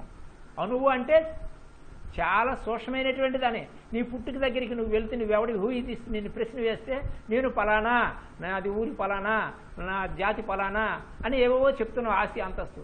నీవు ఈ ఫిజికల్ బాడీయే లోపల ఉన్న చైతన్యమా అని వేసి ఎవడైనా వేరే మళ్ళీ ప్రశ్న వేస్తే లేదండి నేను ఈ ఫిజికల్ బాడీ కాదు, లోపల ఉన్న చైతన్యం అంటారు. ఆ చైతన్యం ఏ ఊరు, ఏ జాతి, ఏ మతము, ఏ కులము, అది ఎంత అంతస్తు కలిగి ఉంది, ఎంత ఆస్తి ఉంది దానికి, అది ఎక్కడ ఉంటుంది అని ఎవరైనా విచారణ చేశారా? ఎవరు విచారణ చేయలేదు. అది బ్రహ్మాండం అంతా కూడా నిబిడీకృతమై ఉంది. అణువు విస్ఫోటన చెంది సైంటిస్టులు కూడా ఒప్పుకుంటున్నారు. ఆ అణువే విస్ఫోటన చెంది పంచభూతాలు, గ్రహగోళ నక్షత్రాలు, ఈ సృష్టి అంతా కూడా ఏకం సత్. ఉపనిషత్తుల్లో మహర్షులు చెప్పారు, నేను ఒక్కడనే భగవంతుడు అనుకున్నాడట. ఆ అనుస్వరూపుడు అతి సూక్ష్మంగా రూపనామక్రియ రహితుడైనటువంటి భగవంతుడు ఏకం అనేకం భవతి, నేను ఒక్కడనే అనేకం కావాలని సంకల్పించుకున్నాడట. సంకల్ప మాత్రం ప్రభు సృష్టి. చూడండి, సృష్టి ఆయన సంకల్పించాడు. ఇప్పుడు చూడండి, మనము నేను ఇక్కడ రాకపూర్వం ఇక్కడ పర్ణశాల వేసుకున్నాను. ఎవరు సంకల్పించారు? నేనే సంకల్పించుకున్నాను. నేనే కుటీరం వేసుకున్నాను. నేను కూర్చుంటే మీరంతా వచ్చారు, నన్ను బయటికి తీశారు. 90లోను బయటికి తీసి ఏం చేశారు? సంకల్పించారు. అలా కాదు, ఈయన దగ్గర ఏదో విద్య ఉంది, ఆ విద్య మనము నాక్కోవాలి అన్నటువంటి బుద్ధి మీలో ప్రేరణ జరిగింది. ప్రేరణ జరిగి ఏం చేశారు? ఆశ్రమాన్ని స్థాపన చేశారు. భగవంతుడు ఆకాశం మీద నుండి పడినాడు ఈ ఆశ్రమాన్ని. చెప్పండి, సృష్టి అంతా కూడా నీవే చేస్తున్నావు, నీలోనే ఉంది, నీలోనే సంకల్పం జరుగుతుంది, నీవే చేస్తున్నావు. అన్నిటికీ మూలం నీవే, కానీ ఇంకెక్కడో మూలం ఉందనే వెతుకుతున్నావు. వచ్చారు, బయటికి తీశారు, ఆశ్రమాన్ని స్థాపన చేస్తున్నారు. ఇది ఏమనుకుంటారు? నేను తెలుగు తక్కువ అయితే నేను గురువుని నేను కట్టాను అంటాను. నేను కట్టడం ఏంటి? సొమ్ము ఒకటిది సోకొకటిది. ఆ భగవంతుని మీలో ఏదో ప్రేరణ చేస్తుంటే అయ్యో ఒక్కొక్కరు వస్తున్నారు, ఒక్కొక్కటి చేసుకుంటున్నారు, పోతున్నారు. వాడికి ఎంత అర్హత ఉంటుందో అంతవరకే చేస్తారు. ఆ తర్వాత వాడు ఇక్కడ ఉండడానికి వాళ్ళు కాదు, మళ్ళీ పంపించేస్తారు స్వామి. ఎందుకంటే నీకు అంతవరకే ఈ జన్మలోని ఇంతే. నీకు నీ డబ్బు ధనమైనా సరే, నీ శరీరంతో సేవ అయినా సరే, నీ మనసు సంకల్పం అయినా సరే, ఇంతవరకే అని చెప్పి స్వామి వాడిని మళ్ళీ వైదొలిగిపోతాడు. వాడిని అక్కడ ఉంచరు, అక్కడి నుండి బయటికి పంపించేస్తారు. ఎందుకు అంటే ఈ ఆశ్రమంలో అడుగు పెట్టడం అన్నది సాధారణమైనటువంటి విషయం కాదు. ఎందుకు అంటే ఇది సిద్ధ విద్య, బ్రహ్మ విద్య. అనేక వీటికి వెళతారు జనాలు, తండోపు తండాలు. కానీ దీనికి రావడం అన్నది చాలా కష్టము. అందరూ కూడా నిలబడలేరు. వచ్చినా సరే, ఒకవేళ విద్యను పొందినా సరే నిలబడలేరు. అయితే ఏంటంటే ఏ స్వల్పంగా అభ్యాసం చేసినా త్రాయితో మహతో భయాత్ అన్నారు, గ్యారంటీ ఇచ్చేశారు. ఏమాత్రం కొద్దిగా కొద్ది గొప్ప చేసినా సరే అగలా, ఏ కొద్ది గొప్ప చేసినా సరే, యోగ భ్రష్టుడైనా సరే పర్వాలేదు అర్జున అని చెప్పి గ్యారంటీ ఇచ్చారు స్వామి ఈ విద్యకు. చూసారా, మనకు ఒక పట్ట మాదిరిగా యోగ భ్రష్టుడైనా పర్వాలేదు, ఏ స్వల్పంగా అభ్యసించినా సరే మహాభయంలోంచి దాటిపోయి వచ్చే జన్మలో ఆగర్భ శ్రీమంతునిలో పుట్టి అక్కడ నుండి యోగుల వంక, యోగం వంక ఆకృష్టుడైపోతాడని చెప్పి స్వామి మనకు భగవద్గీతలో గ్యారంటీ ఇచ్చారు. అర్జునుడు చెప్పారు, భ్రష్టుడైనా పర్వాలేదని చెప్పారు. ఎందుకంటే సుదర విద్యలో చేసి మానేస్తే ప్రమాదం. ఈ విద్యను మానేసినే ప్రమాదం లేదు. ఎంతవరకు చేస్తే చేసిన వాడికి చేసినంత శ్రీరామరక్ష. ఈ విద్యని అందరూ చేయలేరు, అందరూ చేయగలరు. మనసు ఉంటే అందరూ చేయగలరు. మనసు పెట్టలేదు కదా, ఎవరు చేయలేరు. ఎందుకు అంటే ఇంత సులభమైన విద్య లేదు, ఇంత కష్టమైన విద్య లేదు. ఎందుకు అంటే ఈ బ్రహ్మ విద్య అన్నటువంటిది నారదుల వారు చెప్తారు నారద భక్తి సూత్రాల్లో, కస్తరతి దుర్లభం, పదును కలిగినటువంటి మంగళ కత్తి మీద నడక ఎంత కష్టమో ఈ బ్రహ్మ విద్యను అభ్యసించడం కూడా అంతే కష్టమో అని అన్నారు. సీతారామాంజనేయ సంవాదంలో ఆంజనేయ స్వామి వారు చెప్తారు, పువ్వులు చీరడం ఎంత సులభమో బ్రహ్మ విద్య అంత సులభం అన్నారు. అంటే చూడండి, ఈ రెండు వాళ్ళు విరుద్ధంగా ఉన్నాయి. మంగళ కత్తి అంటే ఎంత పదును కలిగి ఉంటుందో దాని మీద నడవగలమా, అంత కష్టమని కూడా చెప్పారు నారదుల వారు. ఇక్కడ ఆంజనేయ స్వామి వారు ఏమంటారంటే పువ్వులు చీరడం ఎంత సులభమో అంత సులభాన్ని కూడా చెప్పారు. అంటే ఈ రెండు తత్వాలని కూడా వాళ్ళు అనుభవించారు. కాబట్టి అన్ని విద్యలన్నీ కూడా ఈ ఉపాధి ఉన్నంత వరకే ఉపకరిస్తాయి. గాయకుడైనా, ఎంత నటనదారుడైనా, ఎంత ఈ ప్రపంచంలో ఎన్ని విద్యలు నేర్చుకున్నప్పటికీ కూడా చతుషష్ఠి కళలు ఉన్నాయి, 64 విద్యలు ఉన్నాయి. అన్నిటినీ అభ్యసించి మానసిక శాంతిని కోల్పోయాడు నాదుల వారు. అయితే ఒక్క బ్రహ్మ విద్యే మనిషికి ఆనందాన్ని, బ్రహ్మానందాన్ని అనుభవింపజేస్తుంది, శివదేవైక్యాన్ని పొందింపజేస్తుంది. అందుకు ఉపనిషత్తుల్లో అన్ని విద్యా పరిజ్ఞానం అవశ్యం నశ్వరం భవేత్, బ్రహ్మ విద్యా పరిజ్ఞానం బ్రహ్మప్రాప్తి కరం స్థిరము. అన్ని విద్యలన్నీ కూడా ఈ ఉపాధి ఉన్నంత వరకే ఉపకరిస్తాయి. బ్రహ్మ విద్య ఒక్కటే బ్రహ్మప్రాప్తి కరం స్థిరము. బ్రహ్మాన్ని చేసినంత వరకు కూడా అది ఆ జీవుడిని ఉద్ధరణ జరుగుతుంది. అందుచేత బ్రహ్మ విద్య ఒక్కటే మనల్ని రక్షణ చేస్తుందని చెప్పి ఉపనిషత్కారులు చెప్పారు. కాబట్టి గడ్డిదినైనా సరే బ్రహ్మ విద్య అన్నటువంటిది నేర్చుకోవాలి, నేర్పించాలి, నేర్చుకోవాలి. తర్వాత మన తరానికి కూడా మనము మిగిల్చేది ఇదే బ్రహ్మ విద్యే. ఆస్తి అంతస్తు అందించిన అంటారు చూడండి, కొంతమంది కోటీశ్వరులు ఉన్నారు, వాళ్ళకు జ్ఞానం ఉండదు, ఎంతో బాధ ఇటు బాధలకు గురైపోతుంటారు. ఏం చేయాలో వాళ్ళకి అర్థం కాదు, ఏమి తినాలో, ఎలా ఉండాలో, పెద్దల పట్ల ఎలా ఉండాలో, గౌరవ మర్యాదలు ఇవేవి తెలవక నానాయాత్ర పడుతుంటారు. ఇటువంటి వాళ్ళు మన కళ్ళతోనే కనిపిస్తున్నారు. అందుచేత వాళ్ళు ఈ ప్రపంచమే కనిపించేదే యథార్థం అనుకుంటారు. అందులోనే కొట్టుమిట్టాడుతూ దాని కొరకే ఈ దేహాన్ని రంగరిస్తారు రాత్రింబగళ్ళు కూడాను. అందుచేత అటువంటి వారు ఏమవుతారు? తమోగుణ సంబంధీకులు. కాబట్టి వాళ్ళకి జ్ఞానం అన్నది లవలేశం కూడా ఉండదు. తమస్సు అంటే ఏమిటి? అజ్ఞానం అని అర్థం. తమస్సు అంటే చీకటి అని అర్థం. తమస్సు అంటే ఏమిటి? నిద్రలో ఉన్నవాడికి ఏమీ తెలవని విధంగా వాడికి ప్రకృతి గురించి ఏమీ తెలవదు. తిండి, తీర్థము, తన కుటుంబం అన్నటువంటి వాటి పోషణ, వాటి రక్షణ కొరకే చూస్తూ ఉంటాడు. వాడు కుంభకర్ణుడి పాత్ర వాడిది తమోగుణం. తమోగుణం ఉన్నం చాలా నికృష్టమైనటువంటిది. తమోగుణం ఎక్కువ పాలులో ఉండగా ఎవరైనా శరీరాన్ని నిలిచిపెట్టారని అంటే పశుపక్షోనుల్లో పోతారని చెప్పేసి స్వామి చెప్పారు. మా అప్రాప్తి కౌంతేయ అధమగతి యోనుల్లోనికి పోతారు అర్జున అని చెప్పారు. తమోగుణం చాలా ప్రమాదకరమైనటువంటిది. ఎందుకు అంటే వాడు తిండి తీర్థంతో గడిపేస్తాడు, కానీ ఈ సృష్టిలో ఏదో ఒక అతీతమైన శక్తి ఉంది, దాన్ని పొందడం మన ధ్యేయం అన్నటువంటిది ఆయన మనసులోకి రానివ్వదు. ఎందుకంటే అది లీడింగ్లో ఉంటుంది, అది ఎక్కువ ప్రేరణలో ఉంటుంది. రజోగుణము సత్వగుణం అనిగిపోయి ఉంటాయి, తమోగుణం ఎక్కువ లీడింగ్లో ఉంటుంది. కాబట్టి వాడు బయట పడలేడు. అటువంటి వాడు ఎన్ని జన్మలకి కానీ వాడు మోక్షానికి, ముక్తికి అన్నటువంటిది త్రోవ వాడికి దొరకదు. నన్ను పొందక అధమగతి యోనుల్లోనికి పోతారని చెప్పారు. ఈ తమోగుణానికి సాంకేతికం కుంభకర్ణుడు. తింటాడు, పడుకుంటాడు, 6 మాసాలు నిద్ర చేస్తాడు, 6 మాసాలు గ్రాసం ఒకసారి తీసుకుంటాడు.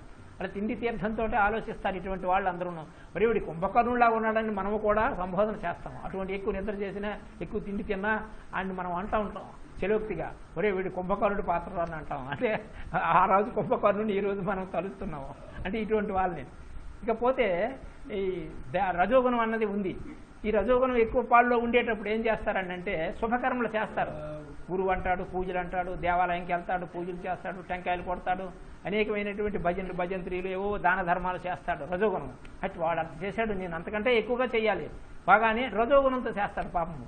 ఈ రజోగుణంతో చేసినటువంటి దానికి రిజల్ట్ స్వామి ఏం చెప్తారంటే రజసస్తు ఫలం దుఃఖం. ఈ రజోగుణంతో నువ్వు చేసినటువంటి ప్రతి క్రియకు కూడా రిజల్ట్ ఏంటంటే దుఃఖం అని చెప్పేశారు. దుఃఖం అంటే వాడు ఏం చేసినప్పటికీ కూడా ఈ రజోగుణంతో చేసిన క్రియలకి రిజల్ట్ ఏంటంటే దుఃఖాన్ని అనుభవిస్తాడు. అలాగే రుకమహారాజు లక్షల కొలది గోవుడికి వెండి డెక్కలు, సువర్ణపు కొమ్ములకు సువర్ణాన్ని దాల్చి లక్షల మంది, కోట్ల మంది, లక్షల మందికి దానం చేస్తాడు. నా అంత విరివిగా దానం ఎవరు చేయలేదని చెప్పేసి అహం పుడుతుంది.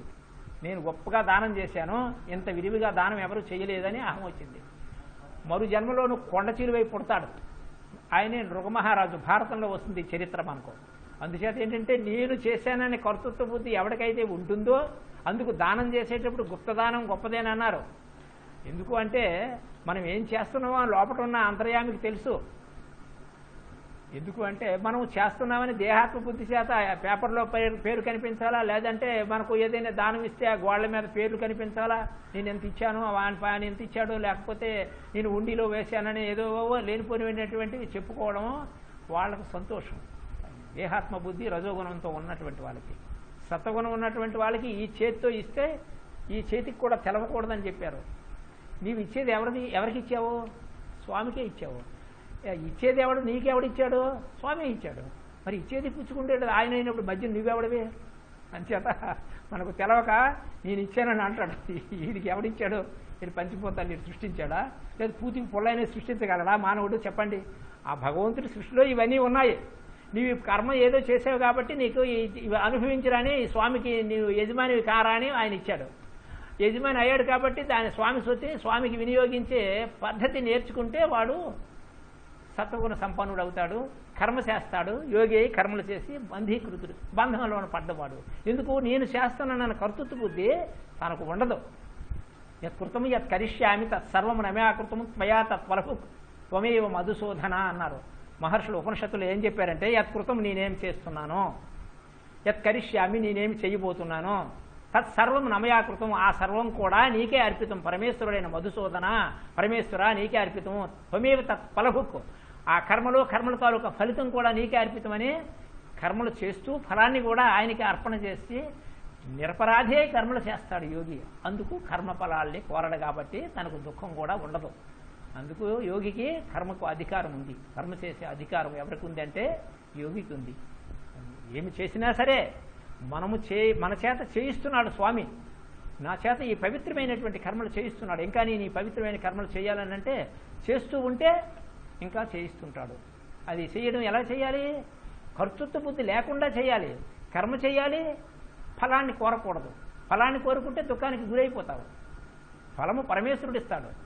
అందుకే స్వామి చెప్పాడు అర్జునుడితో, అర్జున నీకు కర్మ చేయటం వరకే అధికారం ఉంది కానీ ఫలాన్ని మాత్రం కోరేదానికి లేదన్నారు. మనం ఏం చేస్తామంటే కర్మ చేసేటప్పుడే బేరీజ్ చేస్తాము. దీనికి రిజల్ట్ ఏమొస్తుంది, దీనికి ఫలం ఏమొస్తుంది అని కోరికతో చేస్తాము. ఫలం రాకపోతే దుఃఖానికి గురైపోతాము. ఆ కార్యం సఫలమైతే శంకరు గుద్దుకుంటాము, విఫలమైపోతే దుఃఖానికి గురైపోతుంటాం. అంచేత మనం ఇక్కడ ఏది చేసేది లేదు, మన చేత చేయింపబడుతున్నాయి కాబట్టి కర్తృత్వ బుద్ధి లేకుండా చేయటం నేర్చుకోవాలని చెప్పి యోగులు నేర్పుతున్నారు. మనము కూడా నేర్చుకొని చేయటం నేర్చుకోవాలి. అందుకు అహంకార మమకారాల్ని కూడా విడిచిపెట్టడం నేర్చుకోవాలి. ఇక్కడ మనం ఏది తీసుకురాలేదు. వచ్చేటప్పుడు కూడా దిగంబరంగానే వచ్చాం, పోయేటప్పుడు కూడా దిగంబరంగానే పోతాం. ఈ మధ్యన నీదంటూ ఏముంది లేదు అని తెలియదు పాపం. నీ ఆశ్రమం నేను కట్టాను, నేను గురువుని, నువ్వు శిష్యుడివి, వీడు కట్టడం ఏంటి? మళ్ళీ వీడు పుట్టించాడా? ఇదంతా కూడా సృష్టిలో ఏమి సృష్టించాడు? ఇప్పుడు ఈ కట్టిందన్నట్టు దానికంటే ఏమి సృష్టించాడు వీడు? పంచభూతాలు ఉన్నాయి, వీడేమి సృష్టించాడు? వీడేం సృష్టించలేదు. సృష్టికర్త ఒకడు ఉన్నాడు, అందులో ఇవన్నీ జరుగుతున్నాయి. ఆ జరుగుతున్నటువంటి దాన్ని నిరపరాధిగా ఉండి చూడడం నేర్చుకోవాలి మనం. కర్తృత్వ బుద్ధి ఉండకూడదు. నీకెంత ఆస్తికి నువ్వు స్వామి ఇచ్చాడు, దాన్ని అహంకార మమకారాలు లేకుండా నడిపించుకుంటూ ఉంటే నీకు స్వామి ఇస్తూనే ఉంటాడు. ఇప్పుడు చూడండి, బోర్లో నీరుంది, ఆ నీరు తోడుతూ ఉంటే పొలాలకి విడిచిపెడితే బంగారం లాంటి పంట పండుతుంది, తను అనుభవిస్తాడు, ఎన్నో జీవరాశులు అనుభవిస్తాయి. ఇంకా ఎక్స్ట్రా పండితే ఇతరులకు కూడా దాన ధర్మాలు చేసుకోవచ్చు, దానివల్ల ఎంతో లబ్ధిని పొందొచ్చు. ఆ నీరు చూడకుండా ఉంటే ఏమవుతుంది? వచ్చినటువంటి ఓట్లన్నీ కూడా పోతాయి. అందుకు మనకు ఏదైనా ఉంది అంటే దానిని ఇతరులతో పంచుకుంటూ సమాజంలో అంతా సమానం అన్నటువంటి భావనతో ఉంటే నిన్ను దానికి అధిపతిగా చేసి ఇంకా ఇస్తూనే ఉంటాడు. బోర్లో నీరు తోడుతుంటే ఇంకెలాగైతే వస్తుందో ఆ విధంగా ఆస్తులు అంతస్తులు కూడా నీకు అందజేస్తాడు. చూడండి, దుర్యోధనుడికి అంత ఉన్నా ఏమైనా చేయగలిగాడా? చేయలేకపోయాడు. కడకు ఎప్పటిలో కూడా చరిత్రలో ఎప్పటికీ కూడా దుర్యోధనుడు వీడని ఇతరులు ఏమైనా లోభం ఉంటే మనం అంటుంటాం దుర్యోధనుడు లాంటి వాడు రాదు. కర్ణుడికి ఏమీ లేదు, అక్కడ చేరాడు, చేర్చుకున్నాడు. దానకర్ణుడని పేరు వచ్చింది. చూసారా ఎలా వచ్చింది? ఇది ఆయనకున్నటువంటి బుద్ధి బలాన్ని బట్టి వచ్చింది. కర్ణుడికి ఏమీ లేదు. అంగరాజ్యానికి వాళ్ళు మాట్లాడేటప్పుడు కొంచెం ఎగతాళిగా మాట్లాడేటప్పుడు అంగరాజ్యానికి రాజుగా చేశారు కర్ణుడిని, అంతేగాని కర్ణుడికి ఏం లేదు. అప్పుడు రాజుగా చేస్తే అంగరాజ్యానికి రాజుగా ఉన్నాడు. కానీ దానకర్ణుడు అని పేరు వచ్చింది. నవకండ మండలాధీశుడు దుర్యోధనుడు. 9 ఖండాల నుండి 9 రాజులు కూడా పన్నులు కట్టేవారు. అంటే నవకండ మండల 9 రాజ్యాలకి కూడా పన్నులు వసూలు చేసి పన్నులు వచ్చేవి ఇతనికి. అంటే రారాజు అంటారు ఇతన్ని, అంటే రాజులకు కూడా రాజు. అయినా ఎంత నికృష్టమైనటువంటి సాగు తెచ్చాడు చూసారా దుర్యోధనుడిని. ఇప్పటికీ కూడా మనము చరిత్రలో దుర్యోధనుడు తిరుగుతూనే ఉంటాం, దుర్మార్గుడురా, ధృతరాష్ట్రుడు వాళ్ళ తండ్రికి కానీ వాళ్ళ అన్నదమ్ములకి కానీ ఏమైనా పేరు ఊరు ఉందా, లేకుండా పోయింది. అందుచేత లోభగుణం చేత, ఒక్క లోభం చేత దుర్యోధనుడు చనిపోయాడు. 18 అక్షోణీల సైన్యాన్ని కూడా నాశనం చేసి చనిపోయాడు. మామూలుగా చనిపోయాడా, మొత్తం సృష్టిలో ఎనలేని చరిత్రను సృష్టించుకొని పోయాడు. ఇప్పటికీ కూడా దుర్యోధనుడు పేరెత్తితే మనం తిడుతూనే ఉంటాం, వీడు దుర్యోధనుడు రా అని. చూసారా ఎంత నికృష్టమైనటువంటి చావు తెచ్చాడు. కడకు 18 అక్షోణీల సైన్యం చనిపోయింది, నికృష్టమైన చావు తెచ్చాడు. శ్రీహరే వెళ్ళి నాయన వాళ్ళ పాళ్ళు వాళ్ళకి ఇచ్చేసి 5 ఊళ్ళేనే ఇచ్చి కడకు కాంప్రమైజర్ అయిపోండి, ఆయనతో నీకు అజాత శత్రువు, ఆయనతో నీవు భేటీ పడకు, ధర్మరాజా వారితో ధర్మం ఆయన దగ్గర ఉంది కాబట్టి అజాత శత్రువు అలిగితే ప్రమాదం వస్తుంది, అందుచేత ఆయనకు శత్రువులు అంటూ లేరు కాబట్టి ఆయనతో సుఖంగా ఉండని చెప్పి శ్రీహరి చెప్పినప్పటికీ కూడా వినక పాలు ఇవ్వమంటే పాలు ఇవ్వకపోతే పోనీ 5 ఊళ్ళేనే ఇచ్చి నాయనని చెప్పాడు. 5 ఊళ్ళు కాదు కదా, సూది మనమోపనంత ఇవ్వనని కడకు కుక్క సాగు తెచ్చాడు. కాలు విరిగిపోయి రక్తపు మడుగులో గ్లాసుడు మంచినీళ్ళు ఇచ్చిన వాళ్ళు కూడా లేకుండా పోయాడు. చూసారా కడకు ఎంత నికృష్టమైనటువంటి సాగు తెచ్చాడు. అందుచేత ఈ లోభగుణం అన్నటువంటిది ఎవరికి కూడా ఉండకూడదు అన్నటువంటిది దుర్యోధనుడు వల్ల మనకు తెలుస్తుంది. దానివల్ల సర్వనాశనం అయిపోతాం. చేత మనలో ఈ ఆనందం అన్నటువంటిది ఎక్కడుందని చెప్పారు శుకుడు, బ్రహ్మానందం అన్నటువంటిది మనలోనే ఉంది. ఆ మనలోనే ఉన్నటువంటి ఆనందాన్ని పొందాలనంటే మన లోపల ప్రయత్నం చేయాలి. ప్రయత్నం ఎలా చేయాలి? యోగాభ్యాసం ద్వారా చేయాలి. యోగము అంటే అర్థం ఏంటి? యోగము అంటే అప్రాప్తి ప్రాప్తి యోగం, తద్రక్షణం క్షేమము. అప్రాప్తంగా మన బుద్ధికి తెలవనటువంటి ఏదైతే భగవతత్వం ఉందో మనం యోగం చేస్తూ ఉంటే అది తెలియబడుతుందంట తనకు తానుగా. దాన్నే విజ్ఞానం అంటారు. అంటే జ్ఞానం ఉంది, చదువుకున్నాడు, కానీ విజ్ఞానం మాత్రం లేదు. శాస్త్రజ్ఞానం ఉంటే సరిపోదు, శాస్త్రజ్ఞానం ఉండాలి, కానీ దాని ద్వారా విజ్ఞానాన్ని కూడా పొందాలి. అందుకు జ్ఞాన విజ్ఞానం అన్నారు కృష్ణుడు భగవద్గీతలో. జ్ఞానం అంటే శాస్త్రజ్ఞానం, విజ్ఞానం అంటే అనుభవ జ్ఞానం. యోగము యోగం అంటారు ప్రతి ఒక్కరు, యోగములు అని అనలేదు. ఇప్పుడు యోగాకి వెళ్తామని చెప్పేసి ఏవో మొగ్గలు వేస్తుంటారు, అనేకమైనటువంటి చేస్తూ ఉంటారు. కానీ యోగం అన్నటువంటిది ఏకవచనం. యోగము అంటే కలయిక అని అర్థం. ఎవరు కలయిక? జీవాత్మ పరమాత్మతో కలయిక. ఇప్పుడు ఎన్ని యోగాలు ఉంటాయి ఈ సృష్టిలో? జీవులు ఎందరు ఉన్నారు? ఫిజికల్ బాడీని చూస్తే మట్టిని నిండి కుమ్మరి తయారు చేసినటువంటి కుండలు చూస్తే మట్టిని మర్చిపోతున్నాం. అలాగనే ఈ శరీరాలు చూస్తే 84 లక్షల యోనులు వచ్చినటువంటి జీవరాశులు ఉన్నాయి. వాటికి ముక్త దశ కావాలన్నటువంటిది, ముక్తిని పొందాలి, భగవంతుడు ఉన్నాడని ఒక మానవ మేధలోనే ఆ ఆలోచన అన్నటువంటి సరళే వస్తుంది. సత్యమా వేటికి కూడా ఆహార నిద్ర భయం 5 నుంచి తత్పసిపిస్తమా నరాణం జ్ఞానం నరాణామదికో విశేషో జ్ఞానేనిహీన పసిపిస్తమాన అని ఉత్తరగీతలో స్వామి చెప్తారు. చూడండి, చరాచరమైనటువంటి ఈ 84 లక్షల యోనుల్లోంచి వచ్చినటువంటి జీవరాశులన్నీ ఏం చేస్తాయని చెప్పారు స్వామి? ఆహారం తీసుకుంటాయంట, నిద్ర చేస్తాయంట, మైథున క్రియలు చేస్తాయంట, సంతానాన్ని ఉత్పత్తి చేస్తాయి, వాటి పెంపకం అలా ఈక్వల్. అంటే అన్ని జీవరాశులు అన్ని సమానమే. జ్ఞానం నరాణామతికో విశేషం, జ్ఞానం నరుడికి ఎక్కువగా ఉంది అని అంటున్నాడు స్వామి. చూసారా? జ్ఞానేనిహీన పశుభిస్తమాన. ఆ జ్ఞానం ఎవడైతే నేర్చుకోలేదో, ఆ జ్ఞానాన్ని ఎవడైతే పొందలేదో, పశుభిస్తమాన, పశువుతో సమానము. విద్యావిహీన ద్విపాద పశు. ఉపనిషత్తుల్లో కూడా మహర్షులు కూడా నిందిస్తున్నారు. విద్య లేనటువంటి వాడు ఎంత పసివి అంటే అది 4 కాళ్ళ పసివి, వీడు 2 కాళ్ళ పసివి అని చెప్తున్నారు. ఇక్కడ ఉత్తరగీతల స్వామి జ్ఞానేనిహీన పశుభిస్తమాన, జ్ఞానం లేనివాడు పశువుతో సమానము. అంచేత గడ్డి తినైనా సరే జ్ఞానం నేర్చుకోవాలా, నేర్పాలి పిల్లలకు. చేత జ్ఞానం అంటే ఏమిటి? నేనెవడను, ఈ సృష్టి ఎట్లా ఉద్భవించింది, దీనికి మూలమేంటి, మరలా ఈ శరీరంతో నేను తిరుగుతున్నప్పుడు నేను పలానా అని, నా ఊరు పలానా అని ఈ దేహానికి చెప్తున్నావు, అడ్రస్ ఇస్తున్నావు. అసలు నీ అడ్రస్ నీకు తెలుసా? ఎక్కడి నుండి వచ్చావు, ఎక్కడికి పోతున్నావు, ఎవరికి తెలియదు. చనిపోయేటప్పుడు లబోదీపం అంటున్నావు. చనిపోవడం ఏంటి? చనిపోవడం అన్నది ఉందా? బంధం అన్నది ఒకటి ఉందా? మోక్షం అన్నది ఒకటి ఉందా? లేనే లేవు. యథార్థానికి ఇది మహర్షులు నమ్ముకుంటారు. ఎందుకంటే బంధం అన్నది ఉన్నా కాబట్టి నీకు మోక్షం కావాలనుకుంటావు. నేను ఎవరు బంధించారు? అసలు నీకు సావు ఏమిటి? నీవెవడవు అసలా? అదే కదా రమణ మహర్షి సిద్ధాంతం కూడా. నేను ఎవడని ప్రశ్న వేయమంటారు, సమాధానం వెతుక్కోమంటారు. జిడ్డు కృష్ణమూర్తి అని మై సెల్ఫ్ రియలైజేషన్ కావాలంటారు. నిన్ను నీవు తెలుసుకోని అంటారు. అంటే అనేక రకాలు తెచ్చారు, అనేక కక్షల్లో చెప్పారు. మన స్వామివారు నేను నువ్వు చూసుకో అని చెప్పారు. నేరుగా పోయి నేను నువ్వు చూసుకో, నీ స్వరూపం ఏమై ఉందో తెలుసుకో. శంకరాచార్యులు వారు, ఆది శంకరాచార్యులు వారు కూడా అదే చెప్తారు. భక్తి అంటే స్వస్వరూప అనుసంధానం భక్తిరిత్యభిధీయత అని అంటారు. మోక్షకారణ సామగ్ర్యం భక్తిరేవ గరీసి స్వస్వరూప అనుసంధానం భక్తిరిత్యభిధీయత అని వివేక చూడమనిలో శంకరులు వారు చెప్తారు. భక్తి అంటే స్వరూప అనుసంధానం చేయాలంట. తన స్వరూపం ఏమై ఉందో దాన్ని అనుసంధానం చేయాలి. అంటే ఆ అనుసంధానం ఎక్కడ జరగాలి? మన స్వరూపం ఏమై ఉందో మన లోపలికి వెళ్ళే ప్రయత్నం చేయాలి. అది భక్తి అంటున్నారు. అంటే బాహ్యభక్తి, అంతర్భక్తి. యోగులు అంతర్భక్తికి వెళ్తారు, బాహ్యంలో తెలియనటువంటి వాళ్ళు బాహ్యంలో చేస్తారు. కానీ దీని ద్వారా దానికి ఎదగడం నేర్చుకోవాలి. ఎందుకంటే బాహ్యంలో ఎంత చేసినా సరే బాహ్యం నిరోధించాలి, అది అయిపోవాలి. అది పూర్వపక్షం, ఎలిమెంటరీ కోర్సు.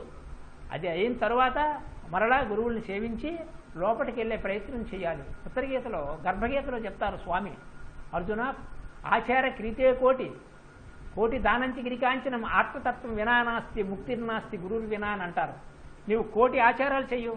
కోటి ఆచారాలు చేసినప్పటికీ కూడా, కోటి గోహే దానం, కోట్ల కొలది గోవుల్ని, హైములుంటే గుర్రాల్ని దానం చేసినప్పటికీ కూడా ముక్తిర్నాస్తి గురువు వినా, నీకు గురువు లేకపోతే ముక్తి లేదు, మోక్షం లేదని చెప్పేసి అర్జునుడితో చెప్తారు గర్భగీతలో స్వామి. ఇప్పుడు మనం ఏం చేస్తున్నాము? గురువు దగ్గరికి వెళుతున్నామా? గురువుకి సేవ చేస్తున్నామా? ఏమీ లేదు. ఏముంది, ఆయనకి 4 తలకాయలు మనకంటే ఎక్స్ట్రా ఉన్నాయా అని చెప్పేసి ఉపేక్షిస్తున్నాము. ఇప్పుడు పూర్వం మహర్షులు పొందినటువంటి అనుభవాల్ని మనం పొందలేకపోవడానికి, ఇప్పుడు నేటి గురుకులంలో పొందకపోవడానికి కారణాలు కొన్ని ఉన్నాయి, చాలా కారణాలు ఉన్నాయి. అందుకు వాళ్ళకు వచ్చినటువంటి అనుభవం మనకు రాకపోవడానికి కారణం ఆ లోపాలు ఉన్నాయి. ఆ లోపాలను సరి చేసుకోవాలి మనం.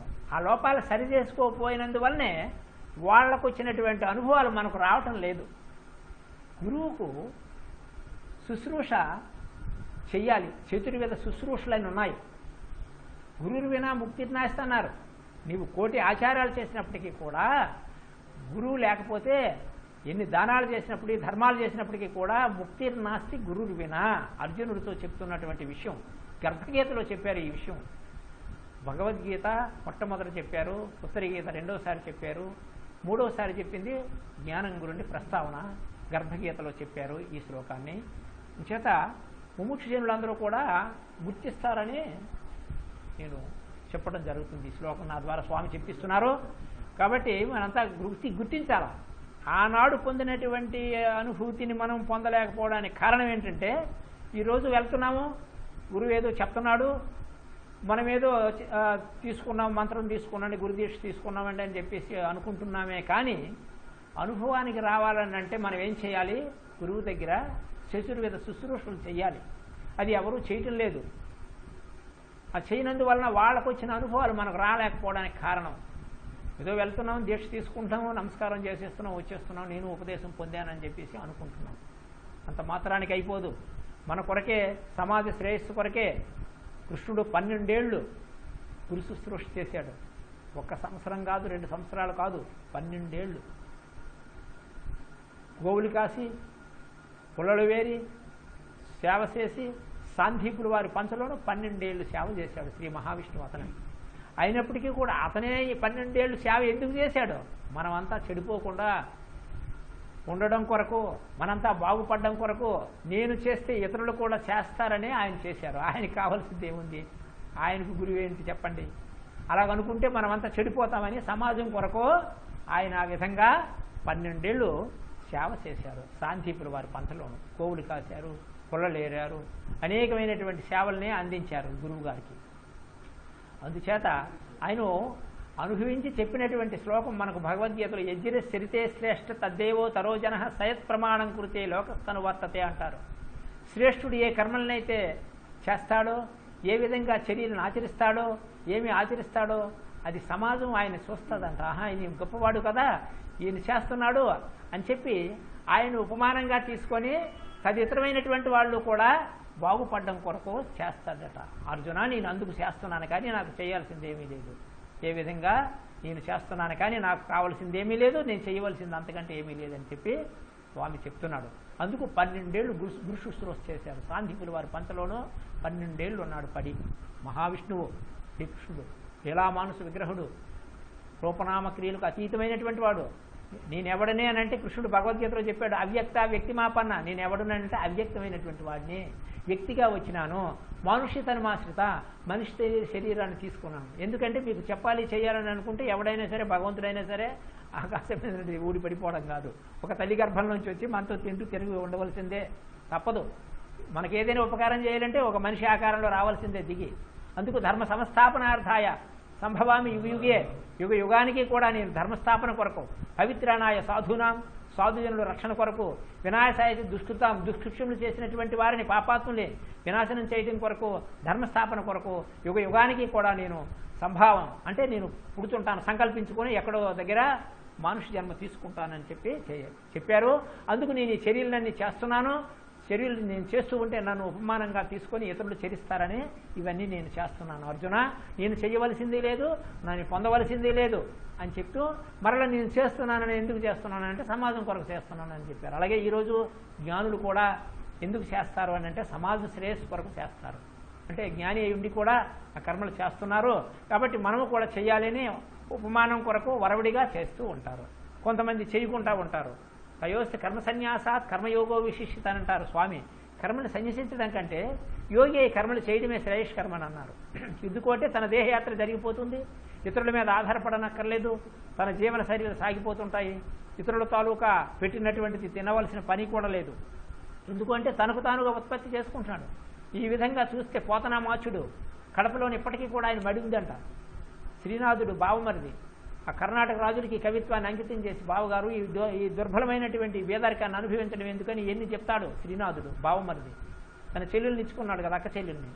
కానీ ఆ రాముడినే చెప్తున్నటువంటి, ఆ రాముడి గురిండే రాసినటువంటి కలము, ఆ రాముడి గురిండే చెప్తున్నటువంటి నోరు, ఆ కర్ణాటక యచకులకి నేను ఈ కవిత్వాన్ని అంకితం చెయ్యనని చెప్పేసి ఆ మడి దున్నుకొని బ్రతికి మల్ల అన్నటువంటి కొడుకున్నాడు. ఆ మడి దున్నుకొని బ్రతికి తన కావ్యాన్ని రక్షించి రాముడు కూడా ప్రత్యక్షమయ్యాడు ఆయనకు. అంచేత మహాభక్తుడు పోతనామాచుడు. చూసారా, ఇప్పటికీ కూడా కడపలో ఆయన మడి ఉందని పేపర్లో వేశారు. బమ్మిర వాళ్ళ ఇంటి పేరు బమ్మిర, పోతనామాచుడు సహజ కవి. ఊరి పేరు కూడా బమ్మిర. కడపలో వాళ్ళ మడి ఉందని పేపర్కి ఇచ్చారు. అంటే సహజ కవి పోతనామాచుడు భాగవతాన్ని తెలిగించారు. ఎంతటి గొప్ప భక్తుడో చూడండి. ఆయనకు భాగవతంలో ఓ పద్యాన్ని చెప్తారు ముందు. పలికేటిది భాగవతం అట, పలికించేడు వాడు శ్రీరామచంద్రుండట, అటనే పలికిన భవహరమగునట, పలికద వేరుండుగాక పలికద నకట అని అంటున్నారు. అంటే ఇంత చెప్పి చేసినప్పటికీ, ఇంత భాగవతాన్ని రాసినప్పటికీ కూడా ఆయన అంటున్నాడు, పలికేటిది భాగవతము, నేను పలుకుతున్నది భాగవతము, భాగవతాన్ని గురించి నేను పలుకుతున్నాను. పలికించేడు వాడు శ్రీరామచంద్రుండట. ఎవరు నన్ను పలికిస్తున్నారో? శ్రీరామచంద్రుడు పలికిస్తున్నాడు అని అంటున్నాడు. అంటే కర్తృత్వ బుద్ధి తనకు లేదు. పలికించేడు వాడు శ్రీరామచంద్రుండట, అటనే పలికిన భావహరము. అక్కడ నేను పలికితే భావహరము అంటే చావు పుట్టుకుల నుంచి నేను దాటిపోతాను అని చెప్పేసి నిర్లిప్తంగా, ఎంత నిర్లిప్తంగా చెప్తున్నారో చూడండి. అలాగనే మనం ఏదైనా చేసామంటే, చెప్పామంటే నేను చెప్పాను, నేను గొప్పవాడిని అని దేహాత్మ బుద్ధి చేత మనం నానా బాధలు అనుభవిస్తుంటాం. మనం చెప్పడం కాదు. ఇప్పుడు నాలో చెప్తున్నాడు. ఎవడు చెప్తున్నాడు? స్వామి చెప్తున్నాడు. ఇది ఆయనకు ఒక పనిముట్టు. అందుచేత పలికించేడు వాడు శ్రీరామానంద యోగీశ్వరుడు, శివానంద పరమహంస గారు పలికిస్తున్నారు. వాళ్ళు ఏది పలికిస్తే నేను అది పలుకుతున్నాను, కానీ నేనే చెప్పడం లేదు, చెప్పాలని సంకల్పము లేదు. ఏది చెప్తున్నదో వాళ్ళు ఏది చెప్పించుకుంటున్నారు, ఈ ఉపాధిని వాళ్ళు వినియోగించుకుంటున్నారు. వాళ్ళు ఏది చెప్తే అది నేను చెప్తున్నాను. కానీ అలా లక్ష్మణానందం అని చెప్పాడు, నేను చెప్పడానికి ఏముంది? చెప్పడానికి నాకు మనస్సే లేదు. కావాలంటే ఒక్కోసారి నన్ను మాట్లాడిస్తే నేను మాటలు కూడా ఆడలేను. ఎందుకు అంటే మనస్సు లేదని అంటున్నారు. అది ఎలాగ మనకు అర్థమవుతుంది? మనసు లేకపోతే ఎలా తింటున్నాడు, ఎలా తిరుగుతున్నాడు అనే సమస్య వస్తుంది. పెద్ద సిక్కేది. నిత్యానంద స్వామి వారు కూడా సిద్ధాకాశ గీతలో ఒక మాట వేసేస్తారు, జ్ఞానులకు మనసు లేదని అన్నారు. మనసు లేకపోతే ఎలా తింటున్నాడు, ఎలా తిరుగుతున్నాడు, ఈ రహస్యం ఎవరికి తెలవదు. మనసు లేని వాడికి తెలుస్తుంది. అంతే. నన్ను ఒక్కోసారి చెప్పమంటారు వేదాంతం, అది వస్తుందే కదా. మనసు లేకపోతే నేనే వేదాంతం చెప్తాను. కాబట్టి మనసు ఉండాలా. మనసు ఉండాలంటే ఆయన కదపాలా, అక్కడ కదిపితేనే వస్తుంది, లేకపోతే రాదు. కదపకపోతే రాదు. ఇక్కడ నుంచి సరిపోతుందా?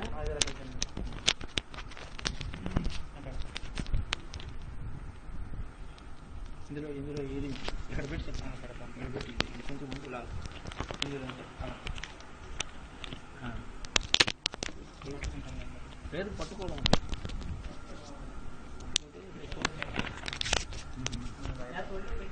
లేకపోతే పని చేయండి. ఇవి దాని కిందని పెట్టి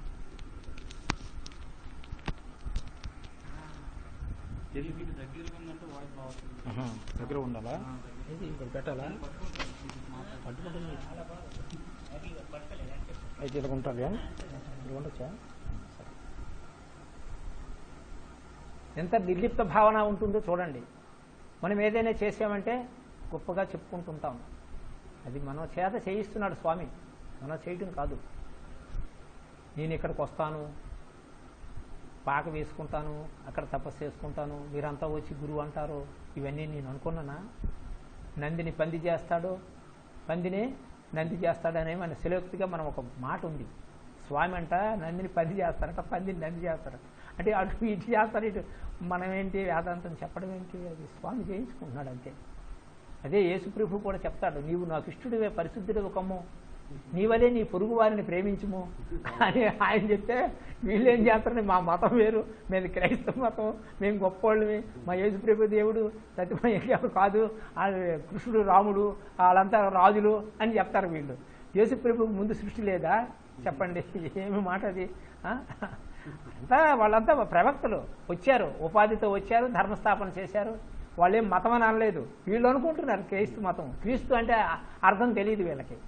నీవరే నీ పొరుగురు వారిని ప్రేమించుము, అక్షయమైన ఆహారం కొరకు పాటుపడుడు, రోగభూయిష్టమైన ఆహారం కొరకు పాటుపడకుడు, దేవుని సామ్రాజ్యం మాటల చేత పొందబడదు, శక్తి చేతనే పొందబడును అని క్లియర్గా ఆయన దేవుని మార్గము ఇరుకైనదే, ఆ మార్గము గుండా పోవువారు చాలా అరుదు, పాపులు పోవుబాట విశాలము అని ఎంత చేరు వారు చక్కగా చెప్పాడు. కానీ ఇది ఎవరికీ అర్థం కాకుండా పోయింది. మా మతము, మా దేవుడు, మీ దేవుడు దేవుడు కాదు, ఇంతమంది దేవుళ్ళు ఉన్నారా చెప్పండి? ఏమి అర్థం కానిటువంటిది వ్యర్థం అంటారు. ఇది ఖురాన్ అంటారు, బైబిల్ అంటారు. ఇన్ని మతాలు ఉన్నాయా? ఎంతమంది దేవుళ్ళు ఉన్నారో చెప్పండి? ఉన్నది ఒకడే దేవుడు. త్యాగరాజు గారు ఉన్నది ఒక్కడే రాముడు, ఊరక చెడిపోవే మన ఒకడు రాముడు అంటాడు, ఒకడు కృష్ణుడు అంటాడు. వాళ్ళు దిగొచ్చారు కాబట్టి ఉపాధులతో వస్తే వాళ్ళ పేరు చెప్పుకొని మనమేం మతాల పేరు పెట్టుకొని కుమ్ముడాడుకుంటున్నాం. వాళ్ళందరూ చెప్పేది ఒకటే, ఎందుకు? జీవుడు ప్లస్ ఈశ్వరుడు రెండు ఉన్నాయి. మనకు స్వామివారు క్షుణ్ణంగా చెప్పారు. మనకు ఎవరైనా అడిగితే నీదే మతం అని అడుగుతారు ఎవరైనా. ఈశ్వర మతము, ఇన్ని మతాలు లేవు, ఈశ్వరుడు ఒకడు ఉన్నాడు, ఈశ్వర మతస్థులము. ఇక రెండోది ఏంటి? నిరీశ్వర మతము, అంటే దేవుడు లేడన్నది చార్వాక మతం అని ఒకటి ఉంది. ఉన్నాడు అన్నది మతమే మంది. కాబట్టి ఇన్ని మతాలు ఎక్కడ ఉన్నాయో? దేవుడు ఉన్నాడు కాబట్టి ఈశ్వర మతము, ఈశ్వరుడు ఉన్నాడు. అది విష్ణువు అనుకో, ఈశ్వరుడు అనుకో, రాముడు అనుకో, కృష్ణుడు అనుకో, యేసు అనుకో, ఏమైనా అనుకో, ఎన్ని అనుకున్నా ఈశ్వరుడు ఉన్నాడు. ఉన్నవాడి ఉనికిని తెలుసుకుని వాళ్ళు చెప్పారు దిగొచ్చి. అందుకు అవతార పురుషులు అన్నారు. అవ అంటే భూమి, తారం అంటే భూమి మీద వచ్చి మనలాగే పుట్టి వాళ్ళు తరించి మనకు తరుణోపాయం చూపించారు. కాబట్టి వాళ్ళు బౌద్ధ మతం అని ఆయన చెప్పాడా బుద్ధుడు? లేదు అద్వైత మతం అని శంకరులు వారు చెప్పారా? లేదు హిందూ మతం అని కృష్ణుడు చెప్పాడా?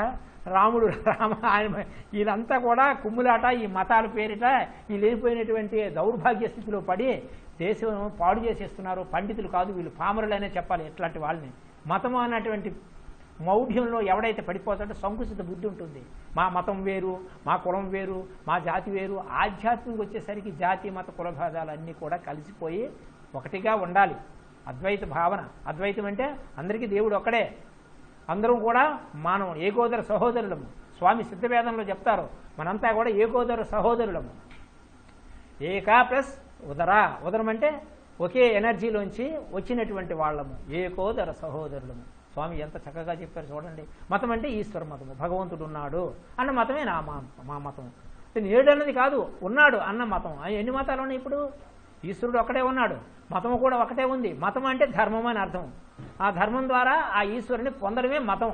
ప్రతి మతం తాలూకా అర్థం ఏంటంటే భగవంతుడిని పొందండి అని బుద్ధుడు అన్నటువంటి మహానుభావుడు వచ్చి ఆయన కొన్ని ధర్మాలను చెప్పి వెళ్ళిపోయాడు.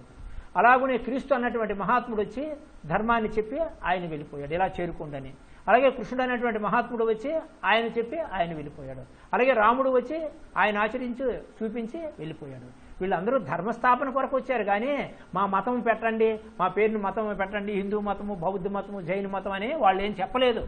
వాళ్ళంతా కూడా అవతారం అంటే ఏమిటి, తాను తరించి తరుణోపాయం ఇతరులకు చూపించడం కొరకు దిగి వచ్చి ఒక ఉపాధి ద్వారా వచ్చి ధర్మాన్ని చెప్పి వెళ్ళిపోయారు. మతము అన్నటువంటి మౌఢ్యంలో పడిపోయి నేడు సమాజంలో చాలా ఇక్కట్లకు గురైపోతున్నారు. చూడండి, ఇక్కడ మన రామ మందిరము కట్టడానికి కొరకు మన హిందువులు వాళ్ళు మహమ్మదీయులు ఎంత పోరాటం సలిపారు, ఎంతమంది చనిపోయారు, ఎంత కష్ట నష్టానికి గురైపోయారు. మతం అన్న మౌఢ్యంలో పడ్డం చేత చాలా బాధలకు గురైపోతున్నారు, చాలా ఇబ్బందులకు గురైపోతున్నారు, దైవానికి కూడా దూరం అయిపోతున్నారు. మతము అంటే ధర్మము అని అర్థం. ధర్మము ఒకరికో ధర్మము ఇంకొకరికో ధర్మం ఉండదు. ధర్మం అందరికీ ఒకటే. ధర్మే సర్వ ప్రతిష్ఠ, సర్వం కూడా ధర్మంలోనే ప్రతిష్ఠింపబడింది. ధర్మ శబ్దానికి జ్ఞానం అని అర్థం. మరి ధర్మం అంటే ఏమిటి? నా దగ్గర 10 రూపాయలు ఉన్నాయి, నేను 5 రూపాయలు దానం చేశాను, 5 రూపాయలు దాచుకున్నాను, ఇది ధర్మం కాదు, ఇది వ్యావహారిక ధర్మం. నా దగ్గర ఏదో ఉంది నేను చేశానని అనుకుంటే నీకు ఇవన్నీ కూడా స్వామి ఇచ్చాడు కాబట్టి ఇవన్నీ నువ్వేదో చేస్తున్నావు, నీకు స్వామి ఇచ్చాడు కాబట్టి ఏవో చేస్తున్నావు. ఇవన్నీ ప్రాపంచిక ధర్మాలు. ఈ ధర్మాలన్నీ నీకు మోక్షాన్ని ముక్తిని ఇవ్వవు. భీష్ముడు వారిని అడుగుతారు, అంపశయని మీద ఉండి ఇక శరీరాన్ని విడిచిపెట్టేస్తాడు అన్న సమయంలోనూ కృష్ణుడు పంపిస్తాడు. ధర్మరాజు వారు వెళ్ళి మీరు నేర్చుకోండి మీ తాతగారి దగ్గర అన్ని ధర్మాలని అంటే ఆయన అడుగుతాడు, తాతగారు అన్ని ధర్మాల్లో సంక్షిప్త ధర్మం ఏదని అడుగుతాడు ధర్మరాజు వారు. 5గురు ప్లస్ ద్రౌపది అందరూ కూడా నిల్చొని అడుగుతారు. అడుగుతూ ఉంటే భీష్ముడు వారు చెప్తారు, భారతం శాంతి పర్వంలో వస్తుంది, సహిధర్మ సఫర్యాప్తో బ్రహ్మపద వేదనం. బ్రహ్మపదాన్ని పొందడమే ధర్మం అట. ధర్మము అంటే ధర్మశబ్దానికి అర్థం ఏంటంటే ప్రతి ఒక్కరూ కూడా భగవంతుడిని పొందడమే ధర్మం అంట. నైవ ధర్మి నచాధర్మి నచైవ శుభాశుభే యశా వ్యాకాశనే తూంచీభావ నకించిత చింతయేత్తు. దేని గురించి చింతించకుండా, కించెత్తు కూడా దేని గురించి చింతించకుండా చేసుకుంటూ పోతూ ఉండు. సహి ధర్మ సఫర్యాప్తో బ్రహ్మపద వ్యాధనం. బ్రహ్మపదాన్ని పొందడమే, దాని గురించి తెలుసుకోవడమే ధర్మం అంట. ప్రతి ఒక్కరూ కూడా బ్రహ్మపదాన్ని పొందడం కొరకు ప్రయత్నం చేయాలి. నైవధర్మి నచాధర్మి, ఇది ధర్మము అధర్మం అన్నటువంటి వ్యవహారిక ధర్మాలు ఇవన్నీ, సృష్టికి సంబంధించినటువంటివి. ఇవన్నీ కూడా ఒకప్పుడు ఒకలాగుంటాయి, ఒకప్పుడు ఒకలాగుంటాయి. ఇవి కాదు, బ్రహ్మపదాన్ని పొందడమే ధర్మం అని భీష్ముడు వారు ధర్మరాజా వారికి చెప్తారు. దేని గురించి కించిత్తు కూడా చింతించుకు. దైవధర్మి నచాధర్మి నచై శుభాశుభే, శుభకర్మలను అశుభకర్మల్ని కూడా విడిచిపెట్టే ఒక బ్రహ్మపదాన్ని పొందడమే ధర్మం అని చెప్పారు ధర్మరాజా వారితో శాంతి పర్వంలోన భీష్ముడు వారు చెప్పినటువంటి విషయం.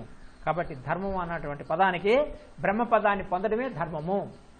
అందుచేత మనము ఈ ధర్మం కొరకు ఎవరైతే ప్రయత్నం చేస్తారో వాళ్లే దైవీ సంపత్తు మోక్షానికి అర్హత ఉందని మనకు క్లియర్గా భగవద్గీతలో స్వామి చెప్పారు.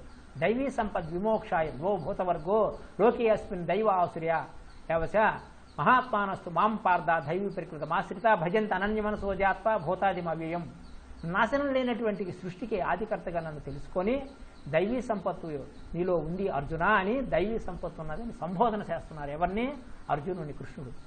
దైవీ సంపద్ విమోక్షాయ, నువ్వు మోక్షానికి అర్హుడివే, నీకు మోక్షం వస్తుంది అంటే ఈ భవబంధాల్లోంచి విడుదలైపోతావు నువ్వు అని అర్థం. మోక్షం అన్నది ఎక్కడో నమోక్షం నవతలం పృష్టే, ఆకాశం మీద లేదట, నా పాతాళలోకం లేదట, నా భూతాలంలో లేదట.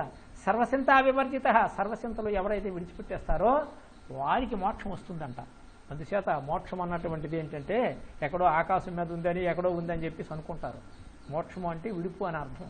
అజ్ఞానం పోతే మిగిలేది జ్ఞానము. జ్ఞానాదేవత కైవల్యం, జ్ఞానం చేతనే మోక్షానికి అర్హత వస్తుంది అని మనకు మహర్షులు చెప్పారు. జ్ఞానాదేవత కైవల్యం, జ్ఞానం చేతనే మోక్షాన్ని పొందుతున్నాడు. చూడండి, మనం ఇంత మమకారంతో ఈ ప్రకృతిలో పెనవేసుకొని దేహాత్మ బుద్ధి చేత నా బిడ్డలు, నా భార్య, నా తోట, నా దొడ్డి అని అనుకుంటున్నాం. కడకు చిల్లి గవ్వ కూడా మన వెంబడి రాదు, ఎవరు మనల్ని రక్షించలేరు. మాతా నాస్తి పితా నాస్తి అర్ధం నాస్తి గృహం నాస్తి తస్మాత్ జాగ్రత్త అంటారు. జీవునికి ప్రబోధన చేసుకోమంటున్నారు, నిన్ను నీవో ఉద్ధరించుకో అంటున్నారు. తల్లే ఉండదు, తండ్రి పితా నాస్తి తండ్రి ఉండడు, అర్ధం నాస్తి నీవు ఆర్జించినటువంటి ధనము డబ్బు నీ వెంబడి రాదు, గృహం నాస్తి నీవు కట్టుకున్నటువంటి పెద్ద బిల్డింగ్ కట్టుకున్నానంటే అది నీ వెంబడి రాదు. తస్మాత్ జాగ్రత్త, కన్న పిల్లలు కానీ ఎవరు కూడా నీ వెంబడి రారు, నేనెవరు కూడా రక్షించబోరు. తస్మాత్ జాగ్రత్తని జీవ ప్రబోధన చేస్తున్నారు మహాత్ములు. అందుచేత జీవుడిని జీవుడే ఉద్ధరించుకోవాలా. ఉద్ధరేది ఆత్మానాత్మ, ఇది అనాత్మ ఇది ఆత్మ అని ఆత్మతత్వాన్ని తెలుసుకోవడం కొరకు ఎవరైతే మానవుడు ప్రయత్నం చేస్తాడో వాడే మానవుడు. తతిమ వాళ్ళందరూ కూడా మానవ రూపంలోనున్న నరరూప రాక్షసులు అని చెప్పేసి అజ్ఞానులు అని చెప్పి పశువుల కింద లెక్క కట్టారు మన మహర్షులు. దీనికి మనకు శివానంద పరమహంస గారు ఒక చిన్న జరిగినటువంటి సన్నివేశాన్ని మనకు చెప్పారు. చూడండి, మనము కొడుకులు కూతుర్లు వీళ్ళందరూ అనుకుంటాం మనకేదో రక్షణ చేస్తారు అనుకుంటాం. స్వామివారు జరిగినటువంటి కథనే పొందుపరిచారు, అది చెప్పారు. జరిగినటువంటిది కేరళలోని ఈ సన్నివేశం జరిగింది. ఒక ధనికుడు ఉన్నాడు, వాళ్ళు అన్నదమ్ములు ఉన్నారు, కొడుకులు ఉన్నారు. జరిగిన విషయం ఇది. శివానంద పరమహంస గారు రాశారు దీని గురించి. ఒక పెంపుడు కుక్క ఉంది. అయితే ఆయనకి వేటాడే అలవాటు ఉంది వారికి. ఆ వేట కొరకు అరణ్యానికి వెళ్ళారు. ఆ అరణ్యంలోకి వెళ్ళబోయేసరికి ఒక పెద్ద పులి ఆయన మీద వచ్చి యజమాని మీద వచ్చి పడ్డది. యజమాని మీద ఎప్పుడైతే పెద్ద పులి వచ్చి పడుతుందో ఆ పడుతున్నటువంటి సమయంలోనూ అన్నదమ్ములు కొడుకులు భయపడిపోయి పారిపోయినారు, చల్లా చెదిరైపోయినారు, వెళ్ళిపోయి దాక్కున్నారు. ఆ చెట్టు చోటని గట్టు చోటని పుట్టు చోటని దాక్కొని వాళ్ళ ప్రాణాలు వాళ్ళు రక్షించుకున్నారు. ఇవి పోతే పెంపుడు కుక్క ఉంది కదా, ఆ కుక్క వచ్చి పులితో పోరాటం జరిపింది. జరిగినటువంటి విషయం ఇది. ఇది ఏం కాదు, ఇక స్వామి జరిగిన విషయాన్ని కేరళలో జరిగిన విషయాన్ని చెప్పారు, రాశారు. చూడండి, అంటే పుత్రులు పౌత్రులు కొడుకులు మనవలు మనల్ని రక్షిస్తారంటారే, శుద్ధ అబద్ధం. నీకు ధనం కానీ ఏది నిన్ను రక్షించదు. చూడండి, ఆ కుక్క దాంతో పోరాటం సరిపిందంట.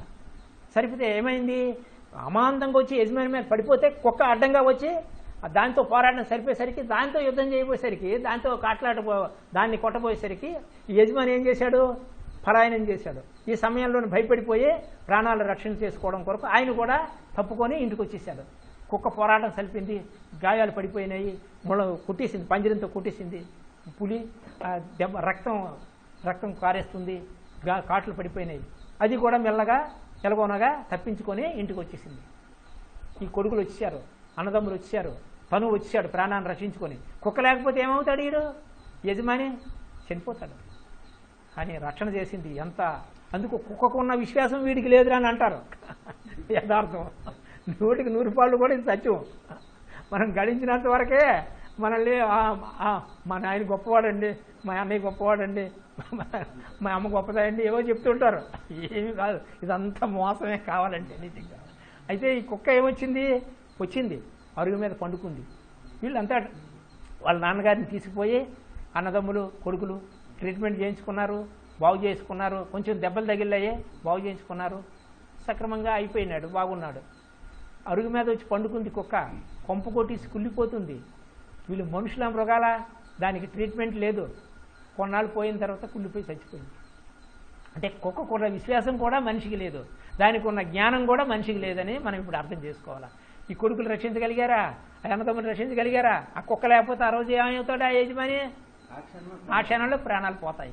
కానీ ఎంత దేశం దానికి ట్రీట్మెంట్ అయినా చేశాడు, యజమానికైనా బుద్ధి ఉందా? అంటే జ్ఞానేన పశువు సమాన, అంటే నా ప్రాణరక్షణ చేసింది కాదని కుక్క మీద యజమానికైనా బుద్ధి ఉంది. పోనీ ఆ కొడుకులకు లేదు, అన్నదమ్ములకు లేదు, ఈ యజమానికైనా ఉండాలా? అయ్యో, అడ్డంగా అమాంతంగా వచ్చి ఆ పులి దగ్గర ఇది అడ్డుకోపోతే నన్ను ఆ పులి చంపేస్తుంది, నేను చచ్చిపోతున్నా ఆ క్షణంలోనే, దానికి ట్రీట్మెంట్ చేయాలనే బుద్ధి ఆయనకుందా? అందుకు జ్ఞానం లేదని అంటారు. మరి జ్ఞానం ఉంటే ఆ కుక్కకు ట్రీట్మెంట్ చేయించాలా? కుళ్ళిపోయి చనిపోయిందంట. అంటే కుక్కకున్న జ్ఞానం కూడా మానవుడికి లేకుండా పోతుందని చెప్పేసి, అంటే మనం ఈ విశ్వాసం పెంచుకుంటాం కానీ దీనివల్ల మనకేమీ కూడా లాభం లేదు. ఎందుకు అంటే కొడుకులు కూతుర్లు ఏదో మనకు మోక్షం ఇచ్చేస్తారు అని అనుకుంటామే, ఎవరికి ఏమీ చేసేది లేదు. ఉన్నంత వరకు కూడా భజగోవింద శ్లోకంలో చెప్తారు శంకరాచార్యులు వారు ఆ పండితుడితో, భజగోవిందం భజగోవిందం గోవిందం భజ మూఢమతే సంప్రాప్తే సన్నిహిత కాలే నహి నహి రక్షతి డుక్రున్కరణే అని ఆ వ్యాకరణ పండితుడితో చదివిందే చదువుతున్నావు నాయన, దీనివల్ల నీకు మోక్షం రాదు, పరమేశ్వరుని ధ్యానం చేస్తా అని చెప్పేసి చెప్తారు. ఎవరు? ఆది శంకరాచార్యులు వారు. ఆ గంగానదికి రోజు స్నానంకి వెళ్తుండగా ఆ మార్గంలోనూ అర్ధరాత్రప్పుడు లేచి ఒక పండితుడు వేదాలు చదువుకుంటుంటే ఒల్లి వేస్తున్నాడు. డుక్రున్కరణి చదివిందే చదువుతున్నాడు. దానివల్ల ఏమవుతుంది? పాండిత్యం వస్తుంది, గొప్పవాడు అనిపించుకుంటాడు, సభలకు సన్మానాలు చేస్తారు, ధనాన్ని ఇస్తారు, అనేకమైనటువంటి గౌరవ మర్యాదలు చేస్తారు. కానీ దీనివల్ల నీకు ముక్తి మోక్షం రాదు నాయన అని మందలిస్తారు. ఎవరు? శంకరాచార్యులు వారు. చదివిందే చదువుతున్నావు, దీనివల్ల మాట్లాడడం బాగా వస్తుంది, పాండిత్యం అబ్బుతుంది, భగవంతుని ధ్యానం చేయటం లేదు. భగవంతుని ధ్యానం చేసుకోవటం లేదు అని చెప్పి మందలిస్తారు. ఆ ఇంటిలోకి వెళ్ళి కనికరం కలిగి ఇంటిలోకి వెళ్ళి చెప్తారు, ఇవి భజగోవింద శ్లోకాలని 12 ఉంటాయి. భజగోవిందం గోవిందం భజ మూఢమతి అంటే ఇంత పండితుడిని కూడా ఏమంటున్నారంటే ఒరే మూర్ఖుడా అని అంటున్నారు అతను. మూఢమతి అంటే సంస్కృతంలో మూర్ఖుడా, తెలుగులోను మూర్ఖుడా అని మనం అంటాము. మూఢమతి అంటే మూర్ఖుడా అనేది దాని అర్థం సంస్కృతంలో ఆయన అని చెప్పారు. సున్నితంగా మూఢమతి ఒక మూర్ఖుడా అని సంబోధన చేశారు. ఇంత పండితుని కూడాను గోవిందుని భజించుకో, పరమేశ్వరుని ధ్యానం చేసుకో అని చెప్పి మందలించారు. హరిహరి శ్రీ గోవిందాయని స్మరణము చేయర మూఢమతి అరయగ నీ వ్యాకరణము తెలపర మండం. ఈ వ్యాకరణ శాస్త్రం నిన్ను రక్షణ చేయదు, అందుచేత భగవంతుని ధ్యానం చేసుకో అని చెప్పి ఆదిశంకరాచార్యులు వారు భజగోవింద శ్లోకాల్లో చెప్తారు. అయిందా? సరే,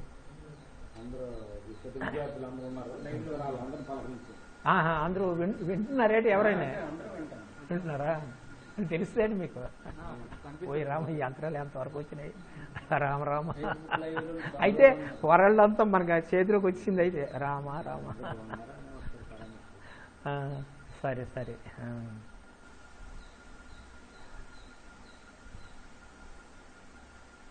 ఒక శ్లోకం చెప్తాను. మృత్యుంజయ విద్య అంటారు, అది మనకు స్వాముల వారు నేర్పారు. మృత్యుంజయ అంటే మృత్యుంజయ మంత్రం ఉందని పండితులు చెప్తారు. మృత్యుంజయ మంత్రం కాదు ఇది. మృత్యుంజయ విద్య మన దగ్గరే ఉంది, మృత సంజీవిని విద్య. కచుడు వెళ్ళి నేర్చుకుంటాడు రాక్షసుల దగ్గర. అంటే దేవతలు చనిపోతారు, చనిపోతున్నటువంటి వాళ్ళని బ్రతికించడానికి వీళ్ళ దగ్గర మృత సంజీవిని విద్య లేదు. దేవతల గురువు బృహస్పతి దగ్గర, దేవతల గురువు రాక్షసుల గురువు శుక్రాచార్యుడి దగ్గర ఉంది మృత సంజీవిని విద్య. అప్పుడు ఎవడైనా మనకు పగవాడైనా సరే విద్య ఉండేటప్పుడు వెళ్ళి వాడి దగ్గర నేర్చుకోవాలని అన్నది ఉంది. అప్పుడు వీళ్ళంతా ఆలోచించారు, సభ చేశారు. మరి మృత్యుంజయ చచ్చిపోయిన వాళ్ళందరినీ శుక్రాచార్యుడు బ్రతికించిస్తుంటే మనం ఎప్పుడు మనం చంపగలము? చచ్చిపోయిన వాళ్ళు బ్రతికించేస్తున్నారు. మృత సంజీవిని విద్య ఉంది శుక్రాచార్యుడి దగ్గర, రాక్షసుల గురువు. మరి ఎలా మనం వల్ల చంపగలము? అయితే మరి ఆ మృత్యుంజయ విద్య అన్నటువంటిది, ఆ మృత సంజీవిని విద్య అన్నది మనం నేర్చుకోవాలా? అది ఎలాగా? మనకు పగస్తులు, వాళ్ళు పగస్తులైనా సరే ఆ విద్య నేర్చుకోవాలా అని ప్రణాళిక వేసుకున్నారు దేవతలు. వేసుకొని ఎవడు దానికి తగిన వాడు అని అంటే దేవతల గురువు ఎవరు? బృహస్పతి. బృహస్పతి కొడుకు ఎవడు? కచుడు. కచుడిని పంపిస్తారు, నాయన నువ్వు వెళ్ళి అక్కడ శుక్రాచార్య వారి దగ్గర మృత సంజీవిని విద్య నేర్చుకో అని చెప్పి పంపిస్తారు. వెళ్తాడు. ఈ రాక్షసులు కదా, అమ్మో వీడికి విద్య చెప్పేస్తారు గురువు గారు, చచ్చిపోయిన వాళ్ళందరినీ వాళ్ళు బతికించేస్తారు, ఇక మనం వాళ్ళే చంపలేమని చెప్పేసి వీళ్ళు ప్రణాళిక వేసుకొని వాడిని ఏం చేస్తారు? చంద్రవందరు చేస్తారు. ఓ రోజు ఏం చేస్తారంటే, ఎంతకు గురువు గారు విద్య చెప్పలేదు.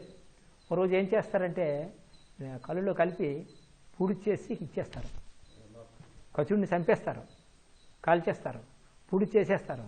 చేసేసి కళ్ళులో కలిపేసి వాళ్ళు కళ్ళు తాగుతారు కదా, రాష్ట్రంలో కళ్ళులో కలిపేసి శుక్రాచార్యుడికి ఇచ్చేస్తారు. తాగేస్తాడు. తాగేసేసిన తర్వాత చూస్తాడు, కచుడు లేడు. అప్పుడు దివ్య దృష్టిని చూస్తాడు శుక్రాచార్యుడు, కడుపులోనే ఉన్నాడు. ఎలాగా? ఇప్పుడు వాడికి మృత సంజీవిని విద్యని ఇప్పుడు బోధించక తప్పదు. అప్పుడు మృత సంజీవిని విద్యని కచుడికి చెప్తాడు, నాయన నీ విద్యని, ఈ విద్య ద్వారా నువ్వు నా పొట్టను ఛేదించుకొని బయటకు వచ్చి మళ్ళీ నన్ను బ్రతికించు అని చెప్పేసి అప్పుడు ఆ విద్యని చెప్తాడు. ఆ మృత సంజీవిని విద్యే ఈ సిద్ధ విద్య. సిద్ధ విద్య వేరు, మృత సంజీవిని విద్య వేరు కాదు. మనకి మర్మాలు తెలియవు. నచికేతుడు యమధర్మరాజు దగ్గరికి వెళ్తాడు, మృత్యుంజయించే విద్యను చెప్పమంటాడు. ఆ మృత్యుంజయ విద్య ఈ సిద్ధ విద్య. ఇదే క్రియాయోగం, ఇదే అజప గాయత్రి, ఇదే నాదానుసంధానం, ఇదే కుండలిని యోగం, ఇదే హంసమంత్రం, ఇదే స్వామ మంత్రం, ఇదే హఠయోగం, ఇదే రాజయోగం, ఇదే భక్తి యోగం, ఇదే అన్ని యోగాలు, ఇదే యోగము. యోగములు కాదు యోగము. యోగం అంటే భగవంతుని పొందింపజేసే విద్య యోగము. కాబట్టి దీన్ని అజప గాయత్రి, హంసమంత్రము, సోహం మంత్రము, ప్రణవం అన్ని పేర్లు దీనికే. కాబట్టి మృత్యుంజయ విద్య అంటారు. అప్పుడు కచుడు బ్రతికించారు, పొట్ట చీల్చుకొని వచ్చి మళ్ళీ శుక్రాచార్యుని కూడా బ్రతికిస్తాడు. ఈ కరోనా కాదు కదా మృత్యుంజయ విద్య. కరోనా దీనికి ఎంత అంటే మన విద్యార్థులకు బుర్ర ఉంటే కళని తిడదాం, వీళ్ళకు బుర్ర ఉంటే ఈ విద్యని ఎంతగా పోషించుకోవాలో, ఎంతగా దీన్ని అభివృద్ధి చేసుకోవాలో, కుటుంబానికి, మిత్రులకి, మన మిత్రులకి ఎవరికైనా సహాయం చేద్దామంటే ఈ విద్యని మన ద్వారా మరో 10 మందికి అందేటట్టు, మన కుటుంబాలు కూడా ఈ విద్యని పోషిస్తున్నట్టు, ఎంత ధనాన్ని ఆర్జించాము, ఎంత విద్యను ఆర్జించాము, ఎంత పాండిత్యం ఉంది అన్నది, ఎంత పేరు ప్రఖ్యాతులు సంపాదించామని అంటే అవన్నీ కూడా భౌతిక దేహం ఉన్నంత వరకే. ఇది అలాంటిది కాదు, ఇది మృత్యుంజయ విద్య. కాబట్టి ఈ మృత్యుంజయ విద్యని అందరూ ఆచరిస్తూ, ఆత్మ సోదరులందరూ కూడా ఆచరిస్తూ, ఆచరింప చేస్తూ, సమాజానికి కూడా మీ ద్వారా ఇంకో 10 మందికి కూడా అందేటట్టు చేస్తారని మీకు తెలియజేస్తున్నాను. ఇది మృత్యుంజయ విద్య. ఓం త్రయంబకం యజామహే సుగంధిం పుష్టివర్ధనం ఓర్వారుమిక బంధనాత్ మృత్యుయమృతాత్. అవసాన కాలంలో ఈ మంత్రాన్ని వాడు చెప్పగలడా? చెప్పండి, అది మృత్యుంజయ విద్య ఎట్లా అవుతుంది? మృత్యుంజయ మంత్రం అంటున్నారు, అవసాన కాలంలో నట్లు లూజ్ అయిపోతాయి, కఫం అంతా కప్పేస్తుంది, కుత్తుకు నిండా కఫం అంటాడు, వణుకు పుట్టేస్తుంది, మాట్లాడలేడు, జీవుడు లక్షలు తేళ్లు కుట్టినంత బాధ అనుభవిస్తాడు. ఇంకేం ఓం త్రయంబకం జీవుడు చెప్తాడు? ఆ సమయంలోనూ ఈ ఒక్క యోగ విద్య అన్నటువంటి ఈ సిద్ధ విద్యే నీకు శ్రీరామ రక్ష. దీనికి ప్రమాణం కూడా ప్రయాణ కాలే మనసా అచిలేన భక్తి యుక్తి యోగబలేని చైవ భ్రువోర్మధ్య ప్రాణమావేశ్యం సమ్యక్ సతతం ఉపైతి దివ్యం. ఇటువాడు నా దివ్యధామాన్ని పొందుతాడు అర్జున అని మనకు భగవద్గీత 8వ అధ్యాయంలో చెప్తారు క్లియర్గా. ప్రయాణకాలం అంటే ఈ శరీరంలోంచి ఆ జీవుడు పోయేటప్పుడు ఎవరైతే యోగబలం చేత భూమధ్యంలోంచి ప్రాణాన్ని ప్రయాణం చేయిస్తూ భీష్ముడిలాగా స్వచ్ఛంద మరణం భారత యుద్ధం అనంతరం వరకు ఉన్నాడు కదా, అట్లాగే ప్రయాణకాలం వరకు అంటే పోయేటప్పుడు ఆ భూమధ్యంలోంచి యోగబలం చేత నన్ను స్మరిస్తూ ఎవడైతే శరీరాన్ని విడిచిపెడతాడో అట్టివాడు నా దివ్యధామాన్ని పొందుతాడు అర్జున అని ఉంది. ఎవరికైనా ఇదే మార్గం, ఇంకొక మార్గం అంటూ ముక్తి మోక్షానికే లేనే లేదు. అందుకు 1,25,000 మార్గాల్లో ఉత్తమైనటువంటి మార్గము నాదానుసంధానం లేక లైవ్ యోగం అని చెప్పి జగద్గురు ఆదిశంకరాచార్యులు వారు కూడా మహావతార్ బాబా దగ్గర నుండి ఈ విద్యను నేర్చుకున్నట్టు ఒక యోగి ఆత్మకథలో రాయబడి ఉంది. అందుచేత ఎంతకంటే మనకేం కావాలి? పరమ ప్రమాణము ఇది మృత్యుంజయ విద్య. బాగా సాధన చేసుకోండి మిత్రులందరూ. మృత్యుని జయించే విద్య ఇది. అవసాన కాలంలో మన వెంబడ వచ్చేది ధనం కూడా ఇదే. మనం ఏదో గడించామో అవన్నీ మన వెంబడి వస్తాయంటే భౌతికమైనటువంటి ఉపాధి ఉన్నంత వరకే. ప్రతిమ మన వెంబడి వచ్చేది ఏమీ కాదు. ఇదేంటంటే కుండలిని శక్తి రికార్డ్ అయిపోద్ది. టేపు రోల్లో టేపు ఎలాగైతే రికార్డ్ అయిపోతుందో కుండలిని శక్తి లోపల రికార్డ్ అయిపోద్ది. మనకు శుభేచ్ఛ తనుమానసి సత్తాపత్తి అని భూమికలు ఉంటాయి, షట్చక్రాలు అంటారు. వాటిలో టేపు రోల్లో రికార్డ్ అయిపోయినట్టు అయిపోద్ది.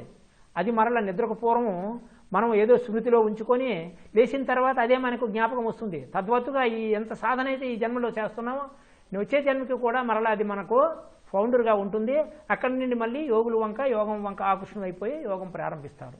ఇది ముమ్మాటికి కూడా సత్యం అని చెప్పి మనకు భగవద్గీతలో 6వ అధ్యాయం ఆత్మ సంయమ యోగంలో క్లియర్గా కృష్ణుడు చెప్తాడు. అటువంటి వాసనాబలం ఉండడం చేతనే ఈ విద్యకు ఆకర్షణలు అవుతారు. ఈ విద్య నేర్చుకోవటం, ఈ విద్యను చేయటం. చాలామంది ప్రేమ ఫోన్లు చేస్తున్నారు ఆత్మ సోదరులు, కానీ ఇటువంటి పరిస్థితుల్లోనూ రావటానికి వల్ల కాకుండా అయిపోయింది. ఇది తగ్గిన తదుపరి వచ్చి నేర్చుకోవచ్చు. లేదు బెంగళూరు వాళ్ళు ఫ్లైట్లో తీసుకెళ్దాం అనుకుంటున్నారు, అది కూడా ఆగిపోయింది. అలాగనే ఆశ్రమ వాళ్ళు, మన రంగారెడ్డి ఆశ్రమ వాళ్ళు కూడా ఎప్పుడు వస్తారు గురువుగారు అని అడుగుతున్నారు. మరి రావడానికి పరిస్థితి బాగులేదు కాబట్టి ఇటు తరుణంలోనూ నేను ఎక్కడికి వెళ్ళడానికి లేదు, మీరు రావడానికి లేదు. ఎక్కడ వాళ్ళు అక్కడ ఉండే బాగుగా సాధన చేసుకొని ఈ మృత్యుంజయ విద్య ద్వారా కరోనా విద్య అన్నటువంటిది, కరోనా అన్నటువంటి రోగము మన దగ్గరికి దరిదాపులకు రానే రాదు, రాకుండా చేసుకుంటారని ఆత్మ సోదరులకు ఆత్మ నమస్కారం చేస్తూ ముగిస్తున్నాను.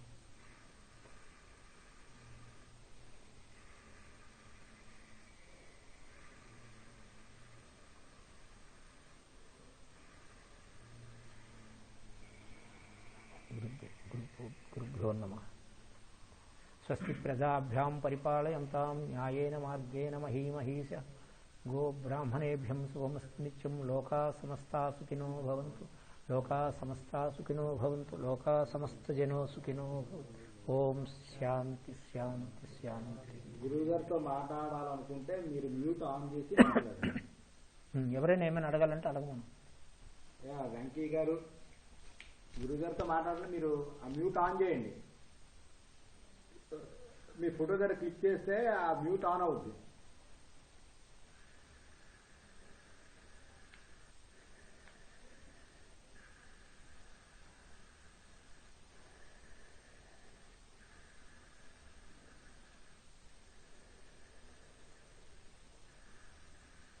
అంటే కొంతమంది చూస్తున్నారు, ఖాళీగా ఉన్నవాళ్ళు తెలిసిన వాళ్ళు చూస్తారు. ఇప్పుడు మొత్తం అంతా వెంకయ్య గారు మాట్లాడండి గురువు గారితో.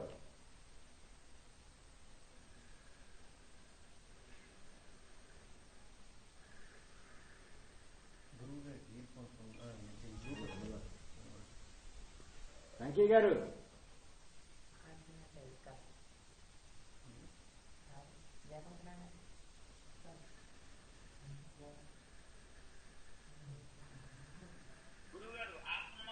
ఆత్మ నమస్కారం, ఆత్మ నమస్కారం. వెంకయ్య గారా? భద్రాచలం. భద్రాచలం పాలవలస, కాకినాడ దగ్గర. సరే, ఆత్మ నమస్కారం, ఆత్మ నమస్కారం. చెప్పండి. మీ పేరమ్మా? కరోనా వల్ల రాలేకపోయాం. రావద్దు మీరు. మీలో రాలేకపోయాం. ఎందుకు రావడం? ఎందుకు? మీ భూమధ్యంలో నేను ఉన్నాను కదా. మీ భూమధ్యంలో ఉన్నాను, అది రాజేసుకోండి, నేను కానొస్తాను. మీ పేరు? మీ పేరేంటి? సత్యనారాయణ.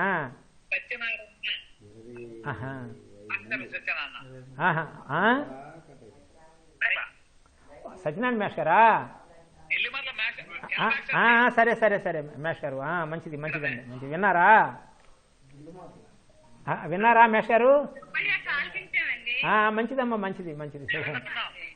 మంచిది. మరి రాలేదు ఈ పొద్దు, ఇక్కడ పౌర్ణమి కదా, జపం చేసుకుంటున్నాం. తక్కువ మంది వచ్చి చేసుకోవచ్చు. సరే సరే, మంచిది. బాగున్నారు, బాగున్నారమ్మా. బాగున్నారు, బాగున్నారు. ఆత్మ నమస్కారం, ఆత్మ నమస్కారం. అదే ఇది మన దీంట్లో